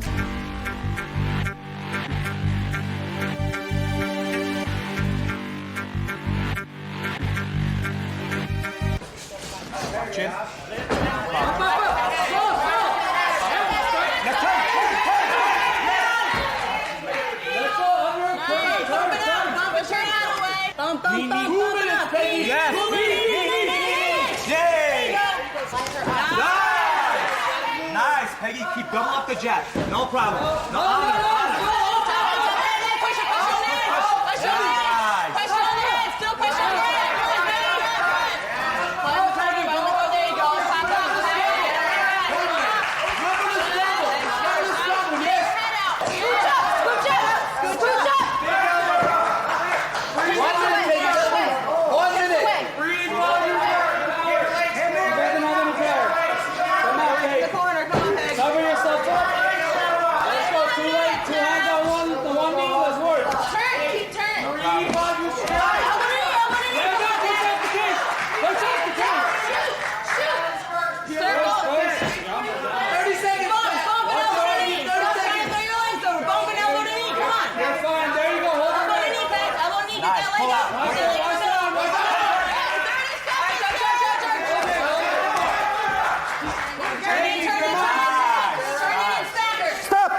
Stop.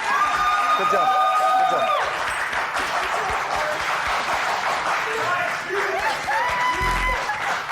She shouldn't have let her head go over hers, man. Why'd she sit back? Fight! So the preliminary fight between Sarah and Peggy went just about how I had envisioned it. She threw some hard punches. Go for it, baby. Come on. In and out, Sarah. Sarah threw some nice leg kicks, was busting Peggy's leg up, and I could tell that Peggy's leg was bothering her. Keep double up the jab. No problem. Push her on in. Outstanding. She was doing great. She got caught in a takedown and got caught in that position. Bend her knee and take it out. Elbow. Big elbow. once Sarah got that top position, she was an absolute finisher. I mean, she was dropping huge punches, elbows, and she was doing everything she could to finish that fight. Stop. Good job. She dropped some really nasty elbows, and then she went for her signature armbar, and she got the submission. Hey.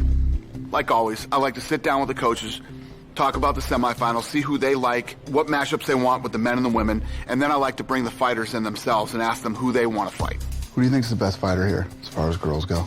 As far as the girls go, I'd say it's probably a tie between Jessica and Raquel. But Jessica's still healing. Juliana's a beast, though. She really is. Who do you think's the best girl here, win the whole thing? Personally, I think Juliana. Mm-hmm. Hey. Hi. How are you? Good, how are you? Good. Have a seat. Sit right here in the middle. Yeah. So, if I said you can pick who you want to fight right now, who do you want to fight? Jessica, I mean, only just because she weighed in at 33. Thank you. I would want to fight Anthony Gutierrez. He's been eating my food, been keeping me up late. Who do you think's the toughest guy here, other than you? I think me and Dave would be a great finale. Thank you. Thank you, sir. All right, buddy. Well, I think they all bring something different. They're all going to be tough fights, but I think I can beat any one of them, so... Cool. I honestly think all three of them are tough, and I'd fight any three of them. It doesn't matter. Maybe Anthony. Yeah. Anthony's probably easier. All right, man. Cheers. Thanks, guys. Cheers. Go ahead, Rhonda. For the women, I'd like to have Jessica versus Sarah and Juliana versus Raquel. Funny feeling that is not what Misha's going to want. Actually, I don't mind that matchup. You like that? I don't mind it at all. For the first time ever, probably in history, Misha and Rhonda really didn't disagree that much. I thought that was going to be a war, that they were going to be going back and forth, battling for their own people. They pretty much, they didn't 100% agree on what the matchup should be, but they were pretty damn close. Thank you both. I appreciate it. I'll see you in a minute. Okay. Thank you.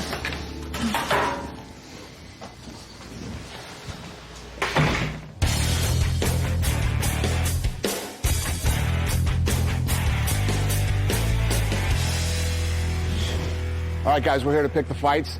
I want to remind everybody that these fights are 3 5-minute rounds. The men's fight will be Chris versus Michael.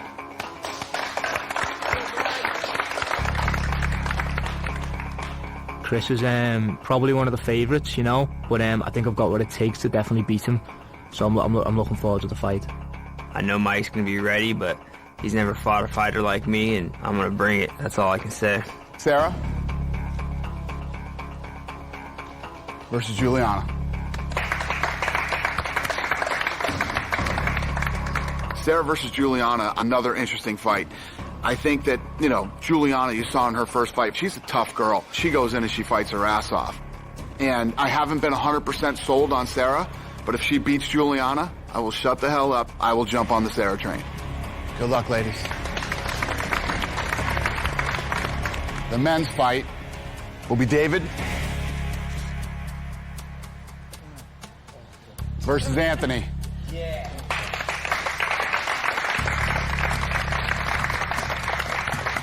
Both the coaches wanted David versus Anthony. I gave them what they wanted. Let me know what you think, all right? Don't be shy. Yeah, milkshake. Woo! Alcoholic milkshake. What do you guys think? Holy, that's good. We had a really good time. Everybody ate, got full, celebrated the fights, and we got to just kind of hang out. Head back. Oh, sorry. That's what I got the ankle on. Here, Greg, you gotta eat some night. Rhonda was her crazy self. She doesn't care if there's cameras on, doesn't care if you like it or not. She's just gonna be who she is and say what she wants. That's one of the things I've really grown to really appreciate about her. Rhonda's a real good person. She came by for her team, and she shows a lot of love towards them. I really respect that, but I was kind of just doing my own thing, focusing on the task at hand, which is, this semi-final fight versus Mike Wooten. This is your day, but tomorrow, High five me, shake my hand. Starting tomorrow, you're my little angel, right? The whole missing weight situation with Mr. Bollinger definitely shook a few people up. You're gonna be my little angel? And he was kind of treating himself a little bit, maybe more than he should, but you know, I've seen that guy eat pizza the week of the fight and still make weight no problem. He's definitely got the right genetics for it. I promise you I'll make weight. No. Promise me you're gonna be a finely tuned athletic machine. I am right now. I'm just kidding. I will, I promise. You promise? Promise. Anthony just made weight, so he deserves a burger, but everybody with fights for the rest of the competition, I gotta get off mine, needs to be perfect on their food. That better mean something. Oh, it meant something. It's not that hard to do. We're athletes. Your body is your business, and you gotta take care of your body. Bye, guys. Good night. Be good. We'll see you in the morning. Bye, Roxanne.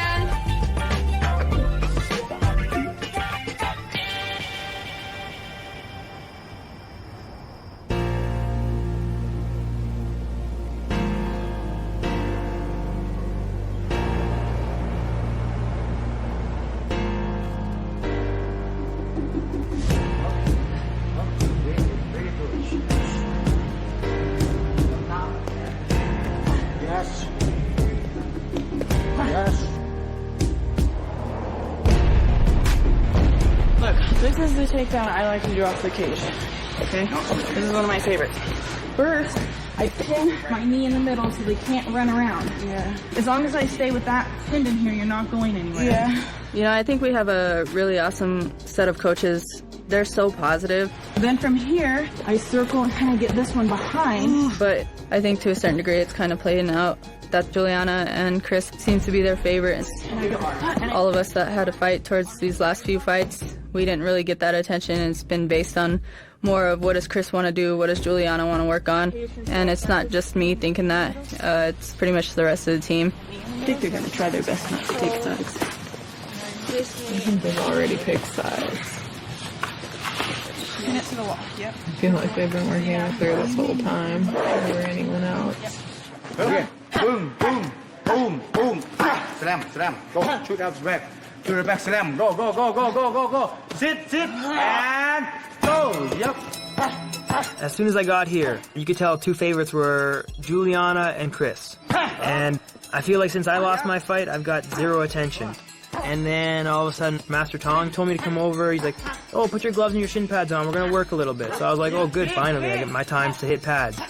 No, he's like, oh, yeah, you and Chris, you spar, you spar. Go, go. You fight him. Go, come on.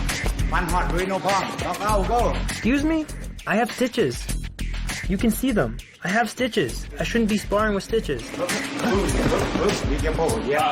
Whatever Chris needs, Chris gets.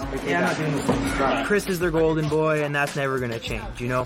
They think he's going to win this whole show, and, I mean, he has definitely the skills to do it. And when you give a guy 100% of the attention, you know, of course his skills are going to develop. Now it's a struggle. Now he can push my head down or even reverse triangle right knee. It really sucked. As far as Juliana, Misha seems to think she's one of the best girls here, and, you know, she's giving her every chance in hell to win this whole thing. The absolute number one thing you do in a triangle is get that across. Right. And if that's not your primary order, then you're not going to finish anybody with a triangle anyway. Right. Hey, we still got two other people in this competition, and I think those are the two favorites, so better start paying some attention to Raquel and Sarah.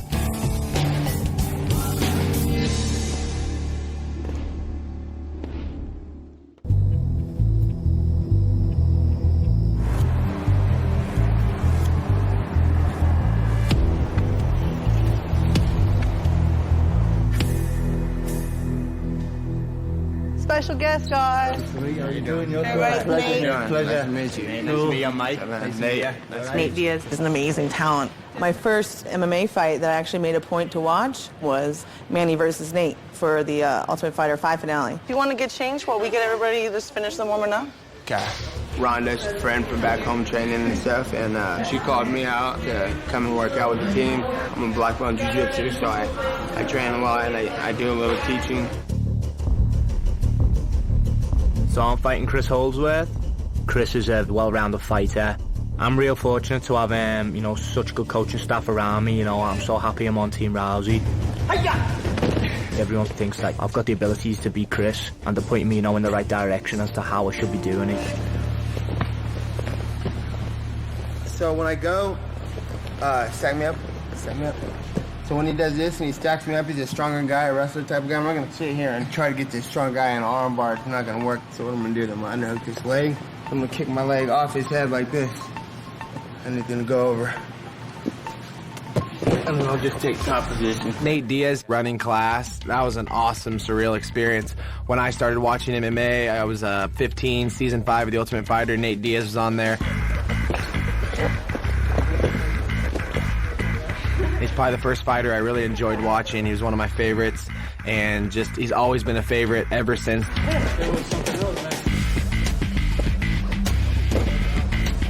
Nate Diaz come to training. I mean, I was over the moon. Nate Diaz is one of my favourite fighters. Just to get to meet him and roll with him was just such an experience. In fact, my youngest son's named Nate, and it's after him. There's some good tough guys in here and girls, so we just did some armbar today and little Kimura. I don't think they need to have a whole bunch of crazy stuff coming in from every angle because they probably already got enough of that. Just a little basic stuff to build off of, you know. Michael's the best listener of anybody in the house and has the tools to beat Chris. I have a lot of faith in him. I really think he can win this. Thank you.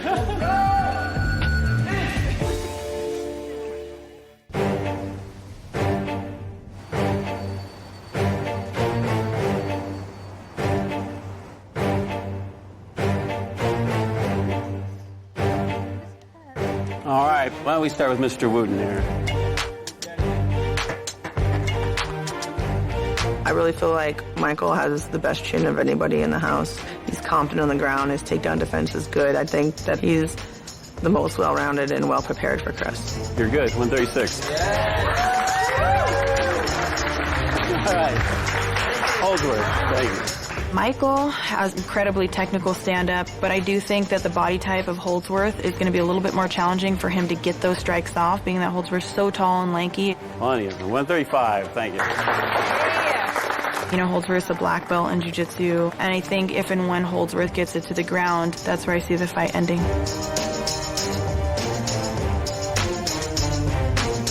Chris versus Michael. Chris obviously has great jiu-jitsu, you know, and I think Michael is more of a well-rounded guy. I think Michael's going to try to keep this thing on his feet and not go to the ground with Chris, and Chris is going to try to do the exact opposite. But Chris Holdsworth impressed me in the Chris Beal fight. You know, he hurt him bad with those punches, then took it down to the ground and submitted him. So maybe this kid is more well-rounded than I'm giving him credit for. We will find out when he fights Michael Wooten. Cool, baby.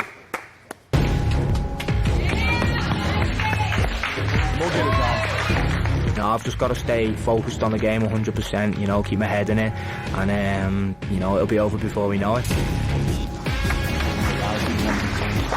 I'm very happy that I've been blessed with this opportunity and, you know, have a chance to fight for the UFC. It's been a great experience so far, and it's just the beginning.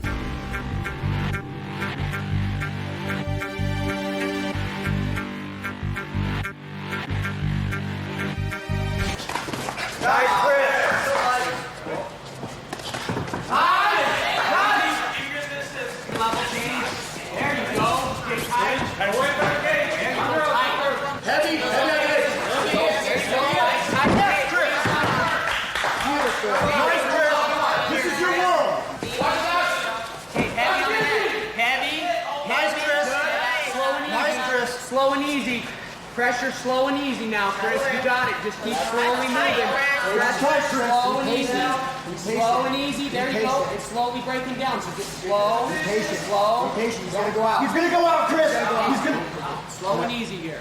Good. Slow and easy. There you go.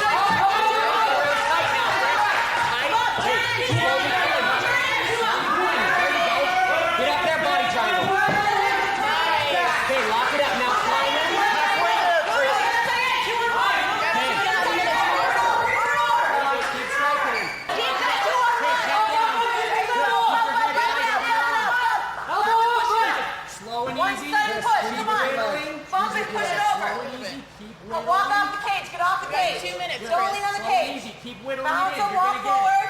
Push Push him off. Slow and easy favor style. It's getting tight now, Chris. I can see it. Use your chin, Chris. Use your chin, too. Keep it going, Chris.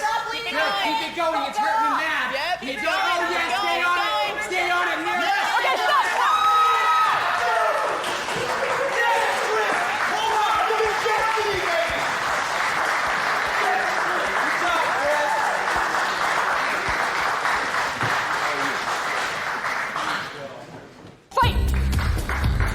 Michael Wooten versus Chris Holdsworth, very good fight.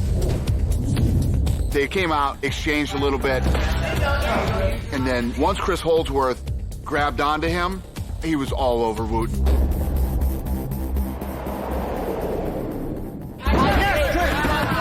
Took him down to the ground, had the top position.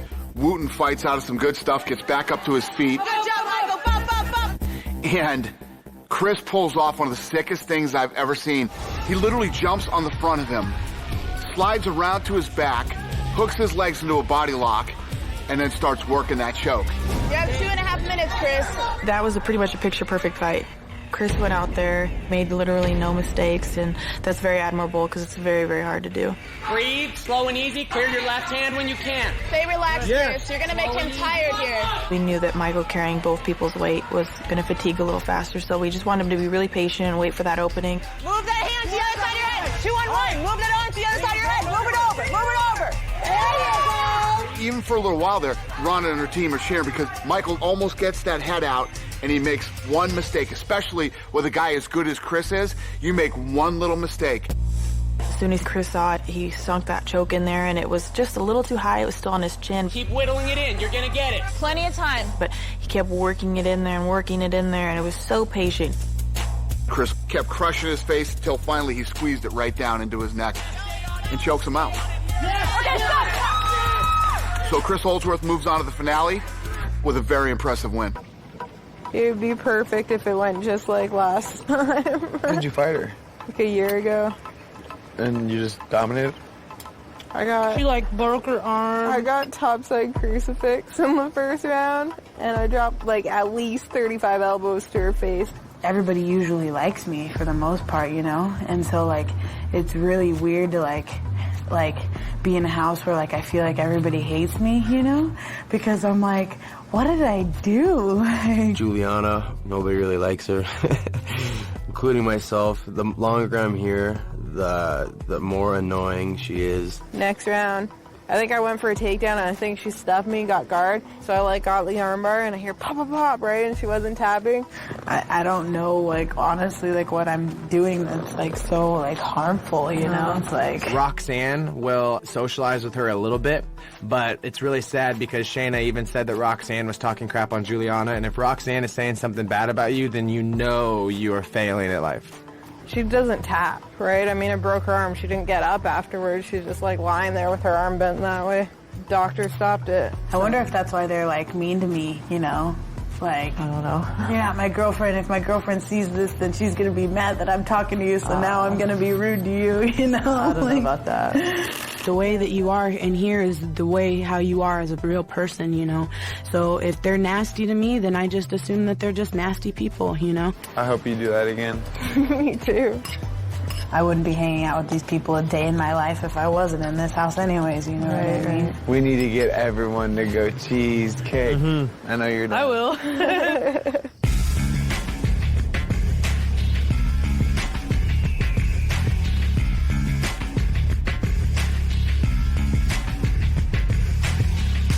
She armbar you from top or bottom.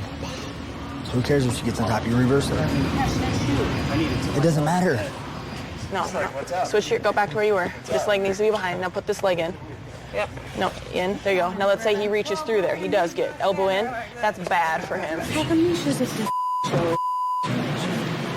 let him do that. Showing with Josh. No, she's not. Yeah, she's trying to tell her how to do it right. No, Jack's what it is. No, man, that's Not to, every time my shooes me away.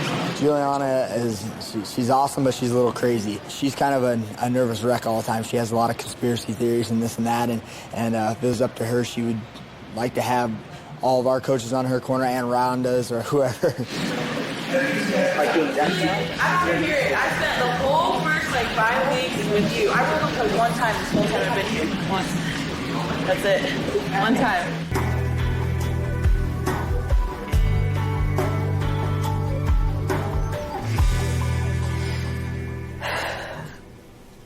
What were you guys working yesterday? I'm sorry, I can't say. Are you kidding? No.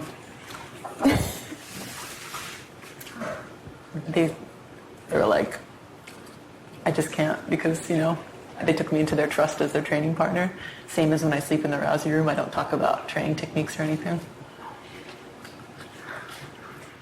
Whatever. I am rooting for you, though. I just can't say, I'm sorry. Even though I want to. That's bougie, Roxanne. I'm sorry. I thought you were on the Vixen side. I thought you were on the Vixen side. I am.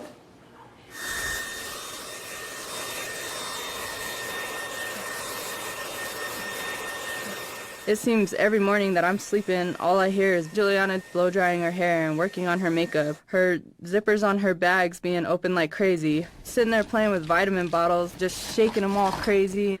It's been frustrating. What pill do I need today? Hold on, I need another one. Hold on, I need this one. Hold on. Oh, hold on, let me put some back. Oh, hold on, I need one more. That is and not then you're like, You give me some Velcro. Give me some Velcro. And then you're like this with shorts. Oh, those aren't even good. I don't ever do that. And you're like, whoosh, no. And then you go like this. You come to the bathroom and instead of just gently closing the door, I don't mean to. you go like this. We are in the smallest room in the house, and we are living on top of each other, and tensions are running high, to say the least. Raquel, will you guys be sure to use the bathroom door since this one gets jammed? And here goes Juliana. You're such a liar. No, that is You're you. such a liar. I'm sorry you went to bed late and that you are dragging ass in the morning and I'm taking my vitamins and that we live in the same room. You know, I don't know what they expect me to do. I don't know what they want me to do. Whatever. You guys are a bunch of haters. That's all that is. I don't do any of that. You do all that. No, I don't. You guys do that and you want to point the finger. That's all you do is run your mouth, and then you want to say, I want the camera time, and I'm soaking up the camera time, and all this stuff. Nah. Mm-mm. Get out of here with that. Shh. You should. I feel like it's that movie Mean Girls or something like that, and it's like so cliquey, you know, and because we make fun of you and we talk about you behind your back and you don't want to hang out with us, then you're a brat, you know? It's like, no, you guys are brats, so I don't want to hang out with you. You play victim a lot. I don't play victim at all. I would admit it if I was that rude and did all that. I don't. Oh, I forgot the blow dryer half, too. Oh, my God. I don't even blow dry my hair unless we're going out and getting ready, which everybody is up any ways. They're pushing me, man. They're pushing my buttons. Like, I'm really starting to feel like a animal in the corner right now. He puts baby in the corner. I'm about to lash out, seriously, on everyone. On everyone. All those pills you take down there, you need a chill pill. You, like... I'm freaking calm. You're worked up. Freaking crazy. Because I don't like liars. Ugh. She's a head case sometimes. Ugh. Dumb broads in this house.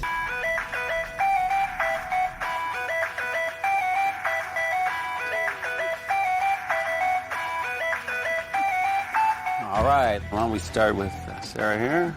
Juliana versus Sarah, they have fought before, and Sarah pretty much steamrolled her the first time. 136. That was it. So I think that that's almost exactly what's going to happen this time, but maybe worse. Pena? I think Juliana's going to get punched in the face really badly. You know, I trained with her and I've seen her hit pads. It looks a lot like this.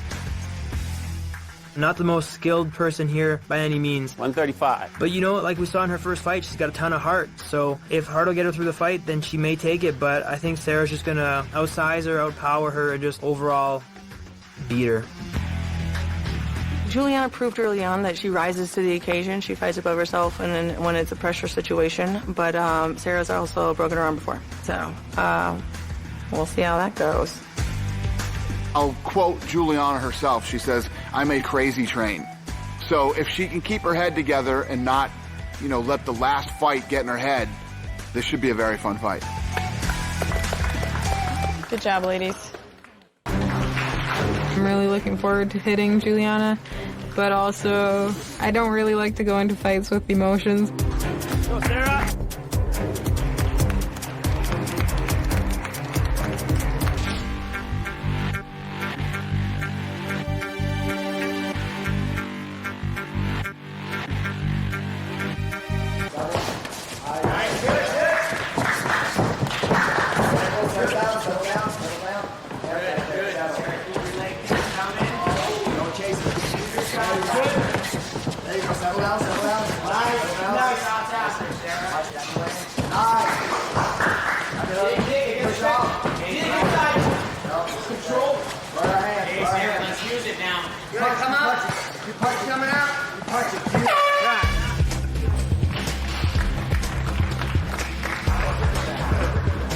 Hands on my neck.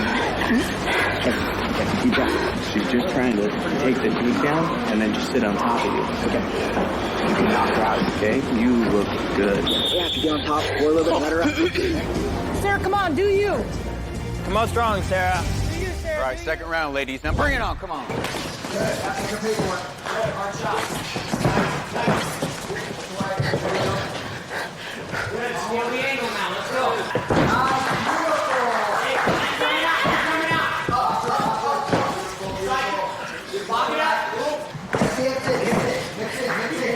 Sarah, make some space. Run over, turn over. Shoot, Sarah, head out and shoot. Peek out, head up and shoot. Peek out.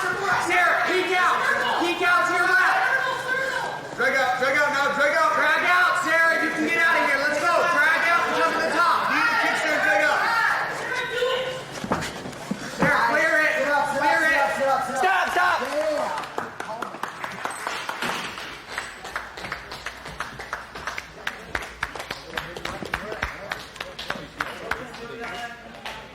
Good fight. Bring it on, come on. Juliana is a maniac. Nice, good. She comes right in, blasting away with big, heavy punches. She hits hard. Sarah, do it. Juliana, as much as everybody, kind of talk about her, I give her credit. When she comes in the cage, she's a gamer. She came at Sarah, kind of took her out of her comfort zone, put her on her back. I think Sarah Mraz probably thought that Julie would maybe just want to keep it on the feet and was afraid to go to the ground with her, but I think Julie kind of showed that, she's developed her skill set since they fought the first time. Juliana starts dropping. She hit her with one vicious elbow. Oh, that was a nasty elbow.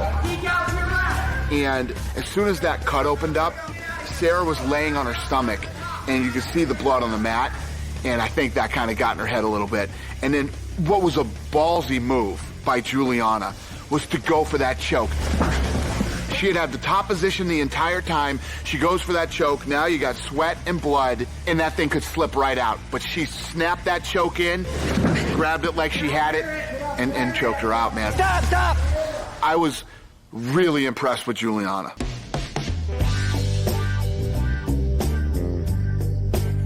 Who's here?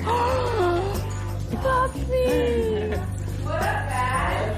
Barbecue time. We had a really hard last couple weeks with the prelims and everything. And so we came and cooked for everybody and gave a little bit of the Armenian culture for them.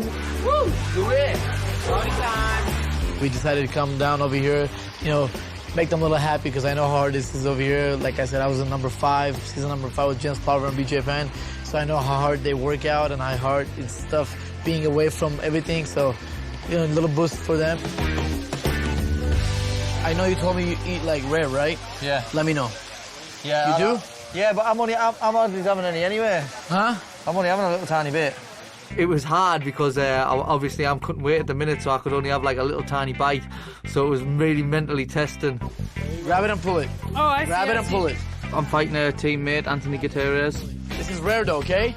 I'm not going to think it's going to be an easier fight just because he's not eating as good as me. So whatever he's doing makes no difference to me. Just as long as I know I've done my absolute possible most to win this fight. I'm doing it, bro. If you guys don't make weight, it's not my fault, guys. All right? Sorry, it's not my fault. Cody missing weight, a lot of people are going to say I have an easy route to the semifinals. I had a bye. I didn't have to fight anybody. I don't deserve it. And I can see people's point to that. The only thing that kind of sucks for me is it's not my fault, and it's not my problem. I did my job, and he didn't do his job. Man, that's good. He was on season 5? He was. The last time someone didn't make weight? Yep. That wasn't him, though. What's up? She said the last time someone didn't make weight was your season. Season 5. And I felt bad. Was it your team? Yeah, no. It's not about that. It doesn't matter who it is. No, I know. It's just there's a lot of people out there, they want to be part of this. You guys are lucky here to be here. You know how many thousands of people that want to be part of what you guys doing? Give other people a chance. If you can't make it, give other people a chance. Yeah. This fight's the most important fight in my entire life. If I win this fight, I'm in the finale of The Ultimate Fighter, which is just something that's like insane to even say right now. So I literally could be one punch away from making a actual real dream come true.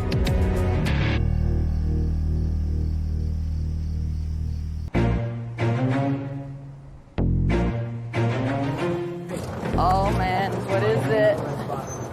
When we got to the Mandalay Bay Arena, Oh, that's right. all we could see was like the floor and some lights, and I thought it was going to be like dancing. Dude,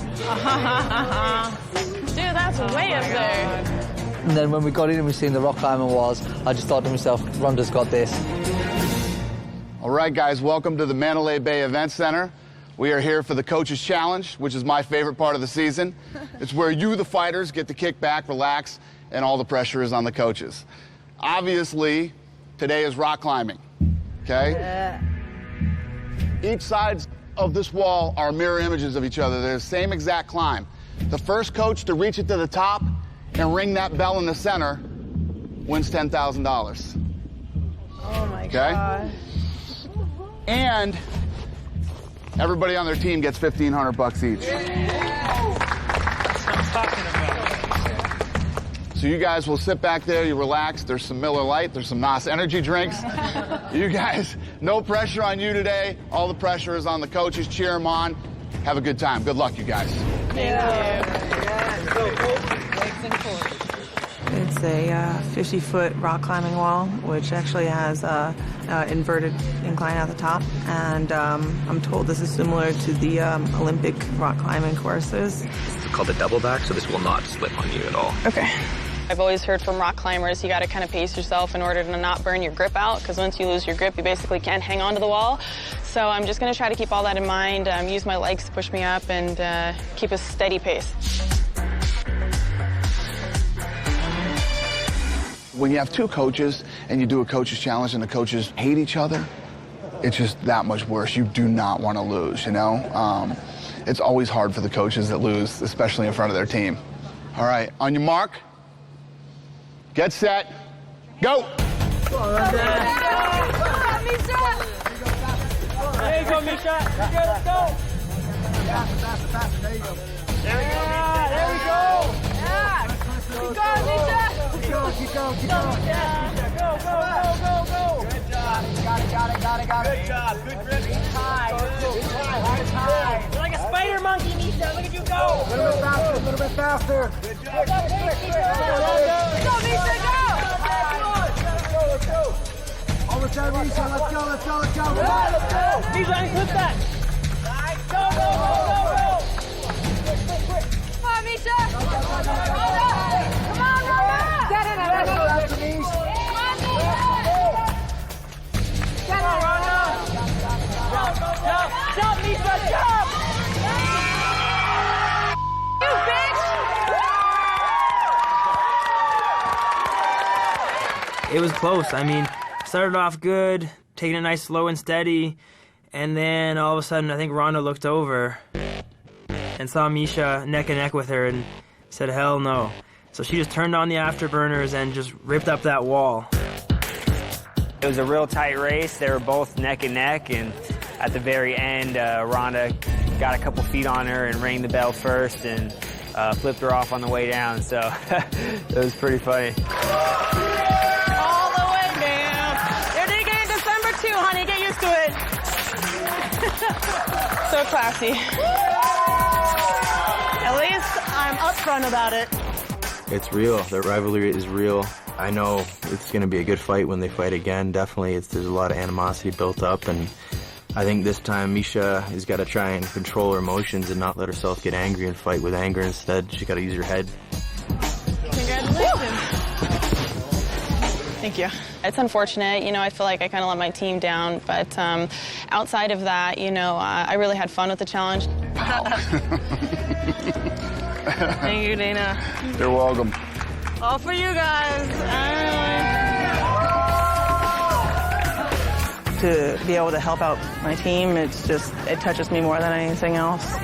Their gain is more than my personal gain. And I just like Misha being in the habit of always getting beaten by me, so it's cool. I love you guys. I love you. Good thing we tapered your training off. Yeah.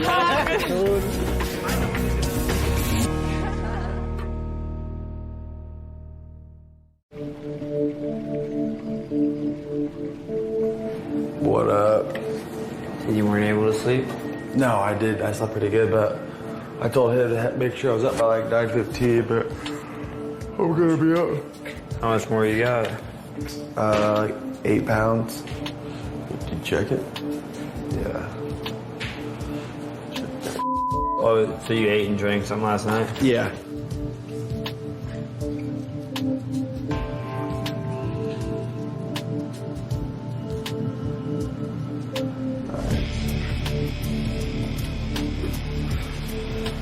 Nice.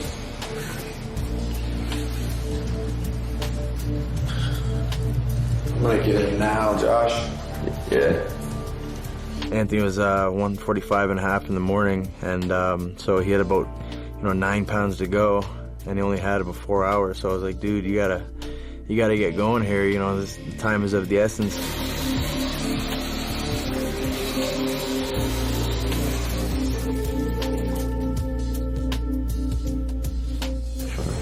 Cody's Epsom salt bags. Those ones are good use. We're staying here for 30 minutes. Cool.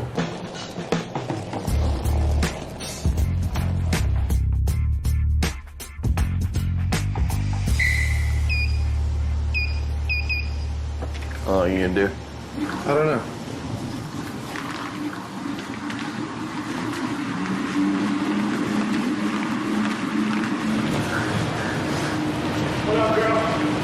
Morning.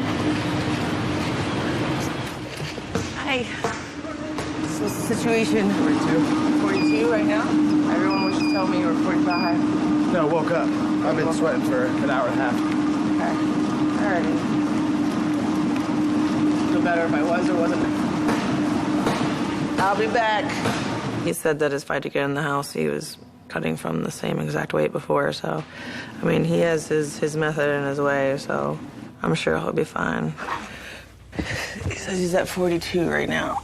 If he left here at 44, he should have lost a few more pounds last night. He should have been starting at 42, 41. But whatever.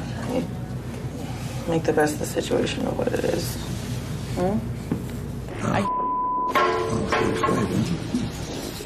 43. 43.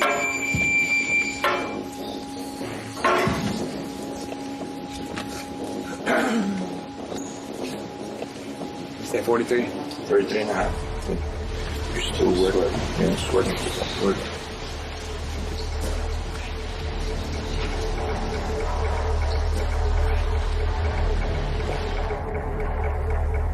Just keep it going. We just can't let him take breaks. Yeah, you have to be on him. Because he's going to make it, he'll sell it like he's okay. So we just got to be on him. Keep him in there and in there. I just don't understand how he could have got heavier overnight. I walked up and the first thing he said to me was he was 42. I was 43, that's why I was going like that. I was like, what the He didn't even, I don't think he checked when he got here. Because, we wrapped him up and put him in his stuff and came straight in and put him on a treadmill. Yeah. So, I think he was just guessing, hoping he was 42. He was 144 the night before at the gym. Sat in the hot tub all night drinking water. Woke up at 145. Was drinking a NOS on the way to the gym to cut. These are things you don't do. Anthony's my homie. At the same time, I couldn't say anything to defend him. We'll do it. We just gotta stay on him to not take any breaks. I hate leaving things to the last minute. Anthony's been pretty much our least disciplined when it comes to the food, and I'm constantly on him. I'm constantly like, what did you eat last night? What do you weigh right now? You shouldn't be eating that. Like, I'm always on him. And he's the one doing the weight cut. You know, it falls on him as well, but it's the head coach's responsibility to make sure that their team is ready to perform. And we could only do so much, and now Anthony's in a very difficult situation. What's going on? I think I need to take a break. We don't have that much time. I just, at least for yesterday, I want to give it a shot, but I've been going 2.5 hours now and already feeling drained. If I can just maybe get more energy, I can do. I've done 4 now, maybe I can do 4 again.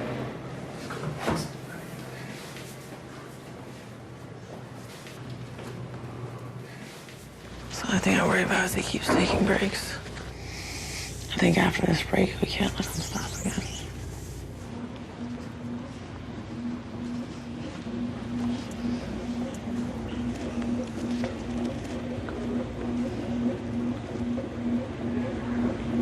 Just gotta suck it up for a couple hours and just handle it, man, you know. I know it sucks, so we just gotta bite the bullet and just charge it. When you're cutting weight, it has a tendency to break you a little bit. So if someone's feeling a little bit under the weather, we'll change it a little bit and have them move around and still break a sweat without it breaking their body down too much.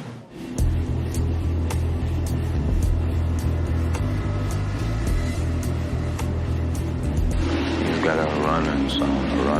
There's no way you'll drop 5 pounds with walking.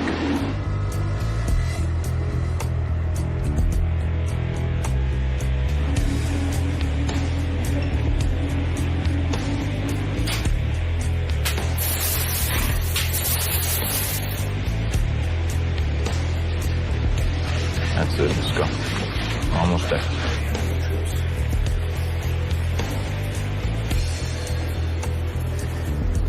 I got here and he said he was at 42. So then we ran him for another hour, got him onto the scale. He was 143.5. We were running out of time and he kept wanting to go in for breaks and go in the showers. And I was just like, dude, you have to just constantly got to charge it to the very end. Even after the weigh-ins, they got to give you another hour. We're just going to go all the way till 2 o'clock. And he kept wanting to stop and check his weight. And I was like, no, it's not worth it. You just got to keep the sweat going. We know that we're crunched on time, okay? You don't need encouragement. You need to just keep going. That feels good, huh? Edmund's got it. He's done this a long time. Especially, like, the mental part. That's, like, the part he's best at. If anyone can get him to push through it, it's him.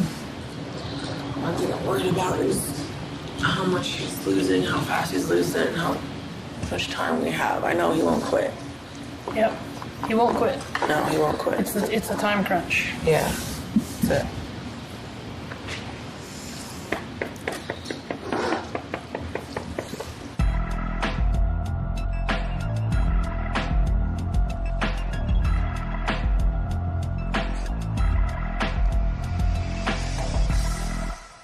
All right, gentlemen, David on the scale. Obviously, I've trained with both guys, and I've trained a lot with Davey. Anthony's a great guy, and I've got a lot of respect for him. But Davey's just going to be too big, too experienced, too strong. You know, I think he's just going to be able to dominate the fight, and, you know, he's going to be moving on to the final.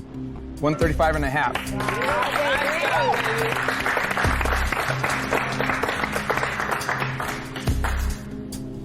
Anthony?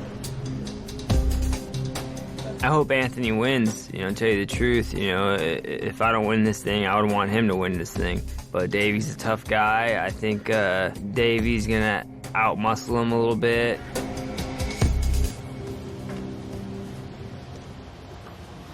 It's 140.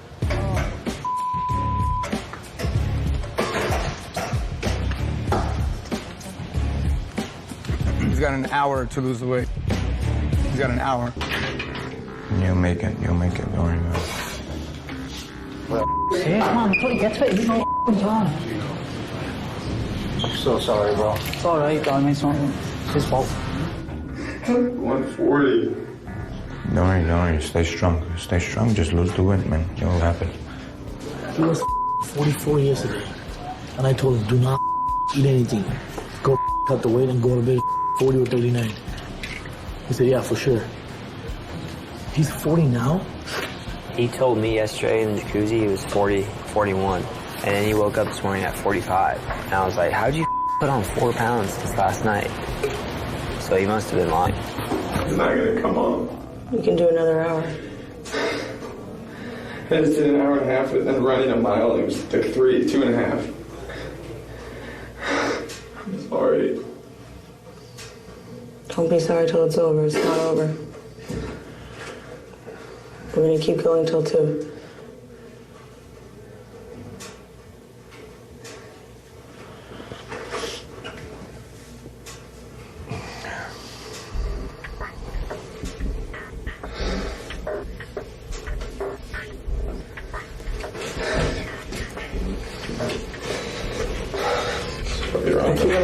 Okay, come here. You're sweating, Anthony. You're sweating, Don't Anthony. give up, man. Don't give up. Weighed in at 140. We already told them, like, look, you're gonna jump out, jump on the scale, go right back in, and do it till the end. It doesn't matter if you don't make the weight. What matters is that you don't quit. If you run out of time, you run out of time. But if you quit now, you quit for the rest of your life. You can think the same things you're thinking right now in the sauna. We only have so much time. We can't waste it. No possibility. There is. 4 pounds, maybe by tonight. There is. But we're not quitting, man. We're not quitting on you. You should quit on yourself. You can't sit there and try to convince yourself that it's not a possibility. It's a waste of your mental effort. I must be dried up. You're not dried up. You're sweating right now. Trust me, man. Try now. It doesn't work, it's okay, but it will work. Believe in yourself. Once you quit once, you're always going to have that quit in you. Even if you don't make it, you can't let yourself feel like you have quit in you. Let's go all the way. If it doesn't happen, don't worry about it. Then you'll know you tried. Oh man, you're not going to die. Get in the sauna. I'm done. I'm sorry. Let's go. Don't give up, homie. 5 minutes, okay? Come out. Yeah, we're locked in. 5 minutes, come out.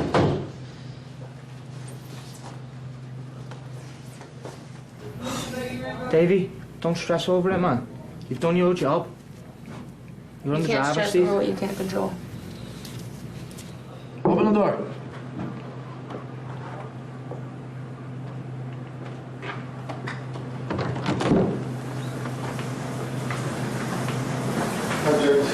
Huh? There's not enough time for 4 pounds.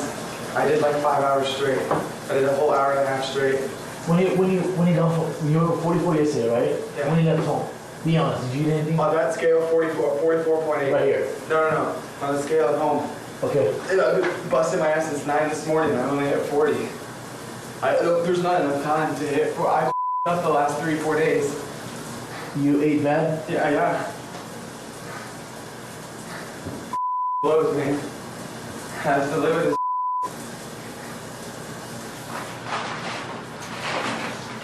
You don't think you have a little power to do it? No, not enough time for 4 pounds. I just drank some bath water.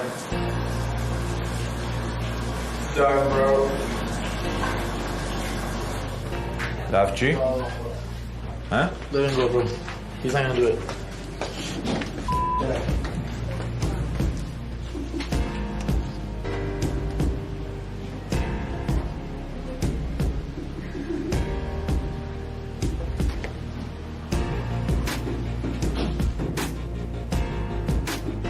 I should have been on him just as much for this cut as the last one. Anthony, we put him directly back in the sauna. He started sweating again right away. He wasn't in there for more than 30 seconds, and he just got out and started listing all the reasons why it was physically impossible for him to make it. It doesn't matter if you make it. What matters is that you keep fighting to the very end. And you can't quit. You can't let yourself know that you have any quit in you. You should not feel proud. You should feel I'm a stupid idiot. I deserve to be here. You don't. As of right now, you don't deserve to be here. How many days you know you were gonna away on Sunday? Plenty of days. Plenty of days. So it's your fault. It's my fault. It's my responsibility. And physically, mentally, you're a pretty strong guy. It should have been an issue for you. You might be in the UFC one again. But as of right now, I'm being honest, Fufu, you don't deserve to be in the UFC. No, I don't. Not at all. You don't. I promise you. I have way more. This level is too high. I have a lot You can't around all the time and be in this level fighting. It breaks my heart. You're just gonna go home and do nothing. Damn right there.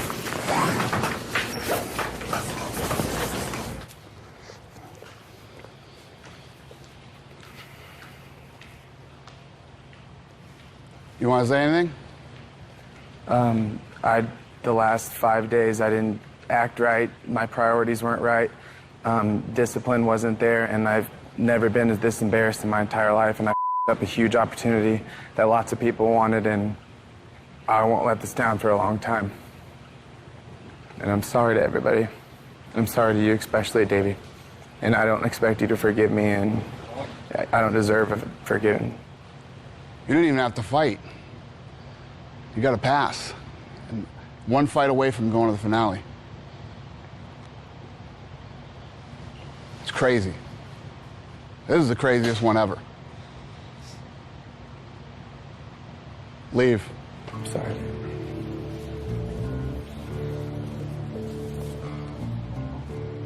So we got a forfeit. He gets a bye to the next round. So congratulations, and thanks for doing the right thing. And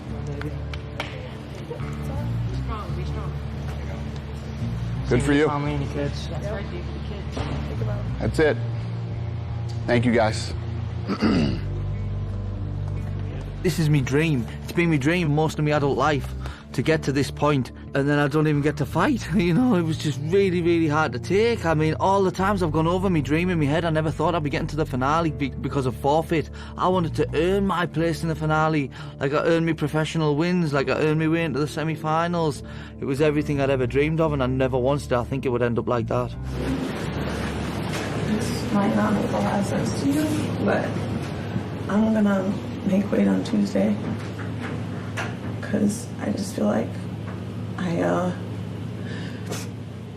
tried and I didn't do the right job, and I should have. That's not true. No, it is, and I need to let them know because he wouldn't even keep trying for the last hour, and I just want them to know. What's that got to do with you?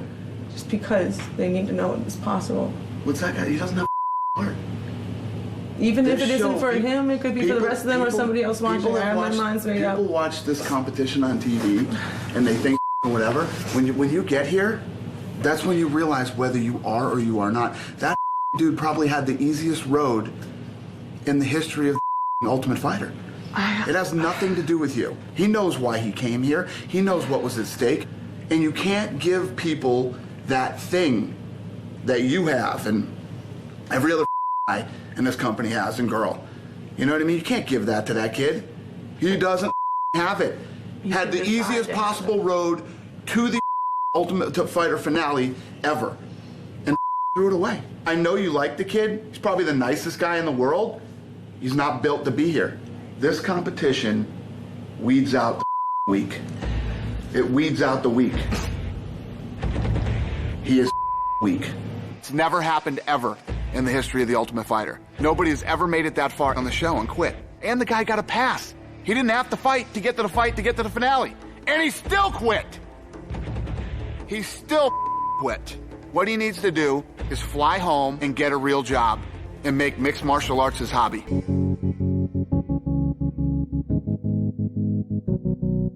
As we go into the finale, it's dead even. In the men's division, we have a Tate and a Rousey. And in the women's division, we have a Tate and a Rousey. Square off, ladies. Juliana has really been a beast on the ground and standing this season. But I think that Jessica has the advantage standing up, although Pena hits really hard. But if Jessica really works on her ground and works on her takedown defense, it's an interesting fight. Chris Holdsworth, David Grant is a great fight. I really like this fight a lot. Obviously, Holdsworth has looked fantastic in this entire season of The Ultimate Fighter. His stand-up is good, his ground is amazing, but David Grant is a gritty, tough guy who is very well-rounded. Don't forget, he finished that fight against Louis Facette when he knew he had to finish the fight. If I had to give somebody an edge, I honestly can't give somebody an edge. I don't know. It's a tough fight to pick. All right. Pleasure. Thank you. Ronda and Misha. The thing about Ronda is she hates Misha Tate. And Misha Tate likes to push her buttons. Ronda has been notorious for flipping me off the entire season. And so I figured it would be really nice of me as a closing gift if I gave her a pair of socks that had the middle finger on it, you know?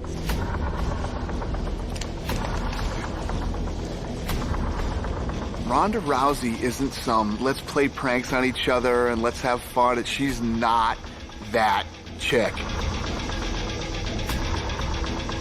All right. I knew that would be fun. Yeah, I couldn't get them out of the octagon fast enough.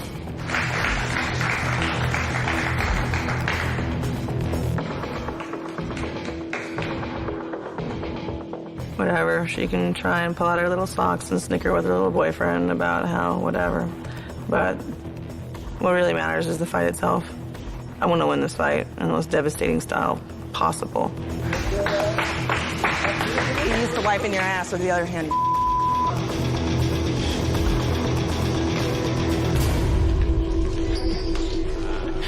I think she liked it.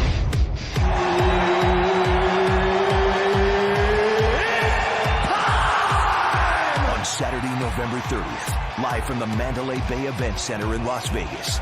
It's the Ultimate Fighter finale. 4 fighters have survived. Juliana Pena. Yeah. Jessica Rakosi. Yeah. Chris, hold it down, Holdsworth. David Grant. British striker David Grant of Team Rousey goes for one final finish and ultimate glory. I'm really going to try and prove a point in this finale and show that I have got what it takes to be the Ultimate Fighter. Standing in his way, Jiu-Jitsu black belt Chris Holdsworth of Team Tate. Davey Grant, you know, we all have that one goal, and I'm not going to let you take it away from me. It's plain and simple. Then,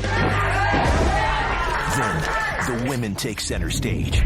Boxing champion and last overall pick Jessica Rakosi of Team Rousey tries to put a cap on her improbable run through the competition. Juliana, I know you think I'm small, but I'm definitely coming for you, and no doubt that I'm going to be the Ultimate Fighter. As she takes on #1 overall pick and rising star Juliana Pena of Team Tate. I want to win this whole thing more than anything in the whole entire world, more than life itself. Then, on Saturday, December 28th, it's the coaches' turn as they bring their heated rivalry to the octagon once again.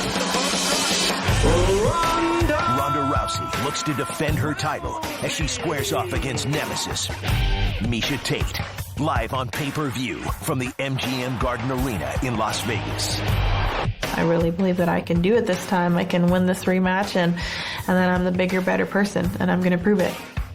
Revenge is a dish best served cold. And she's going to get one very cold dish on December 28th.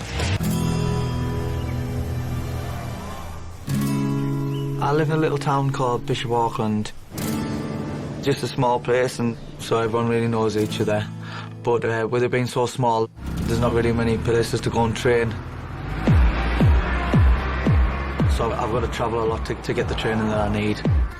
Drive to loads of different gyms all the way around the northeast, sometimes even down the country. It's a bit of a sacrifice, it costs a lot of money, but hopefully it'll all be worth it at the end of the day.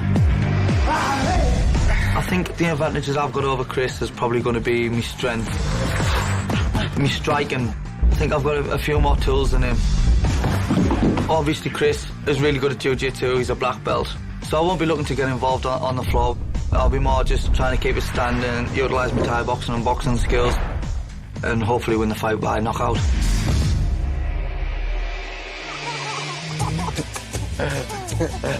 Nate and Jay, they are everything to me. Where's your muscles, Jay? Where's your muscles at, Jay? They're just two of the most little perfect boys that I could have ever wished for. Where's Nick going?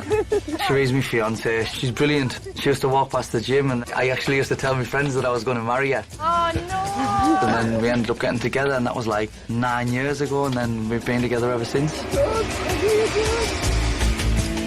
This fight does everything to me because I really feel as if I can change their life. And just to show me kids that if you work hard enough that your dreams can come true. I think that's just priceless.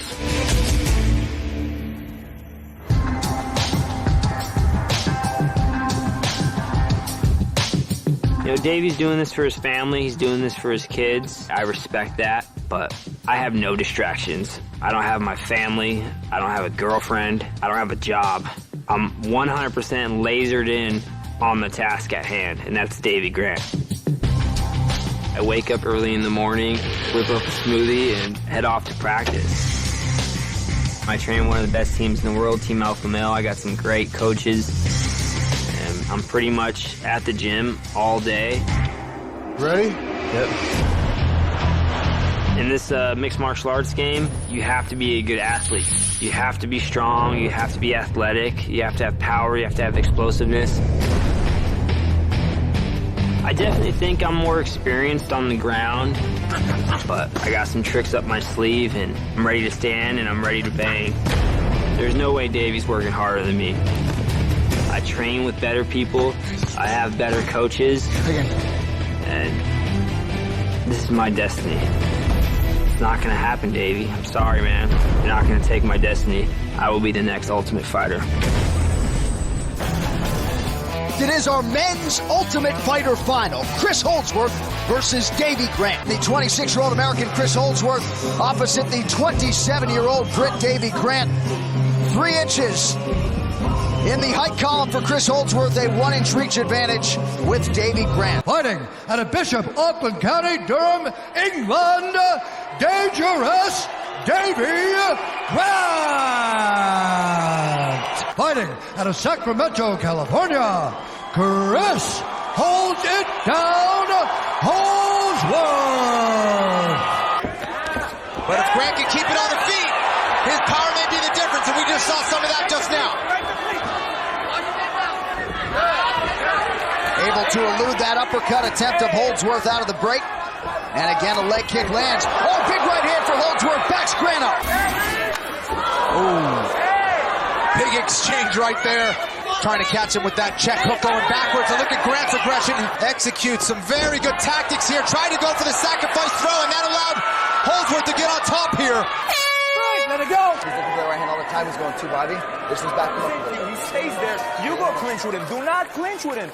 Once he stays there, give me an uppercut, give me an angle. So far, he's been doing a good job of proving that in the clinch, but look at this high kick from Holdsworth.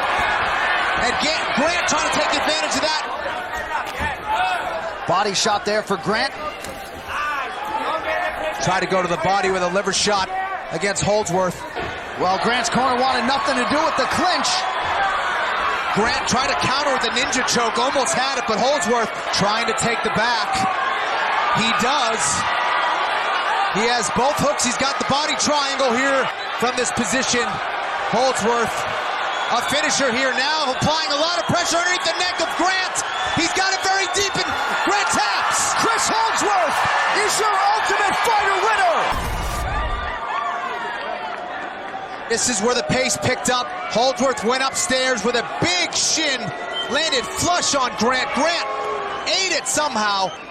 Your season 18 Ultimate Fighter winner with that rear naked choke. The season 18 winner of the Ultimate Fighter, Chris Holds It Down Holdsworth. Congratulations, Chris. You are the Ultimate Fighter, and you win a brand new 2014 Harley-Davidson. Wow, this has been a long 6 months with the show, and just, the anticipation, not, keeping the secret, not being able to tell anybody, but HWPO, baby, hard work pays off. I want to thank my team, Bangmore Tag Team Alpha Male, my whole family. Your season 18 Ultimate Fighter winner, Chris Holdsworth. Woo!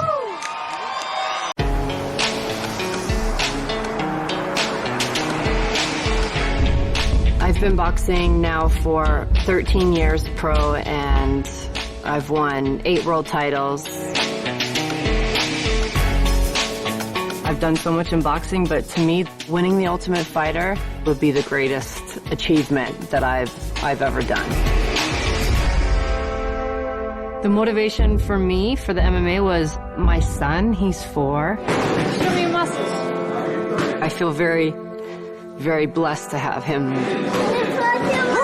Being a single parent is, like, so difficult.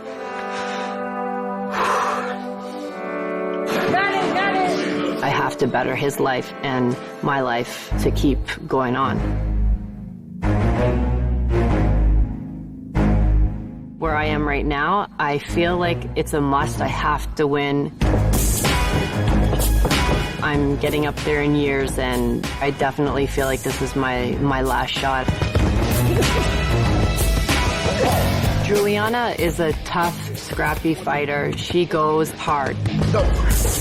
Our strategy for Juliana is basically keep her off with the front kick and use our angles and move her around and defend her takedowns.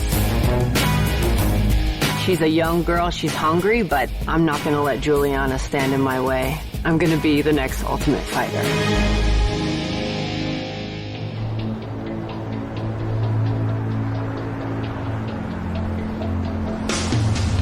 The idea of being the first tough women's champion is an exhilarating thought.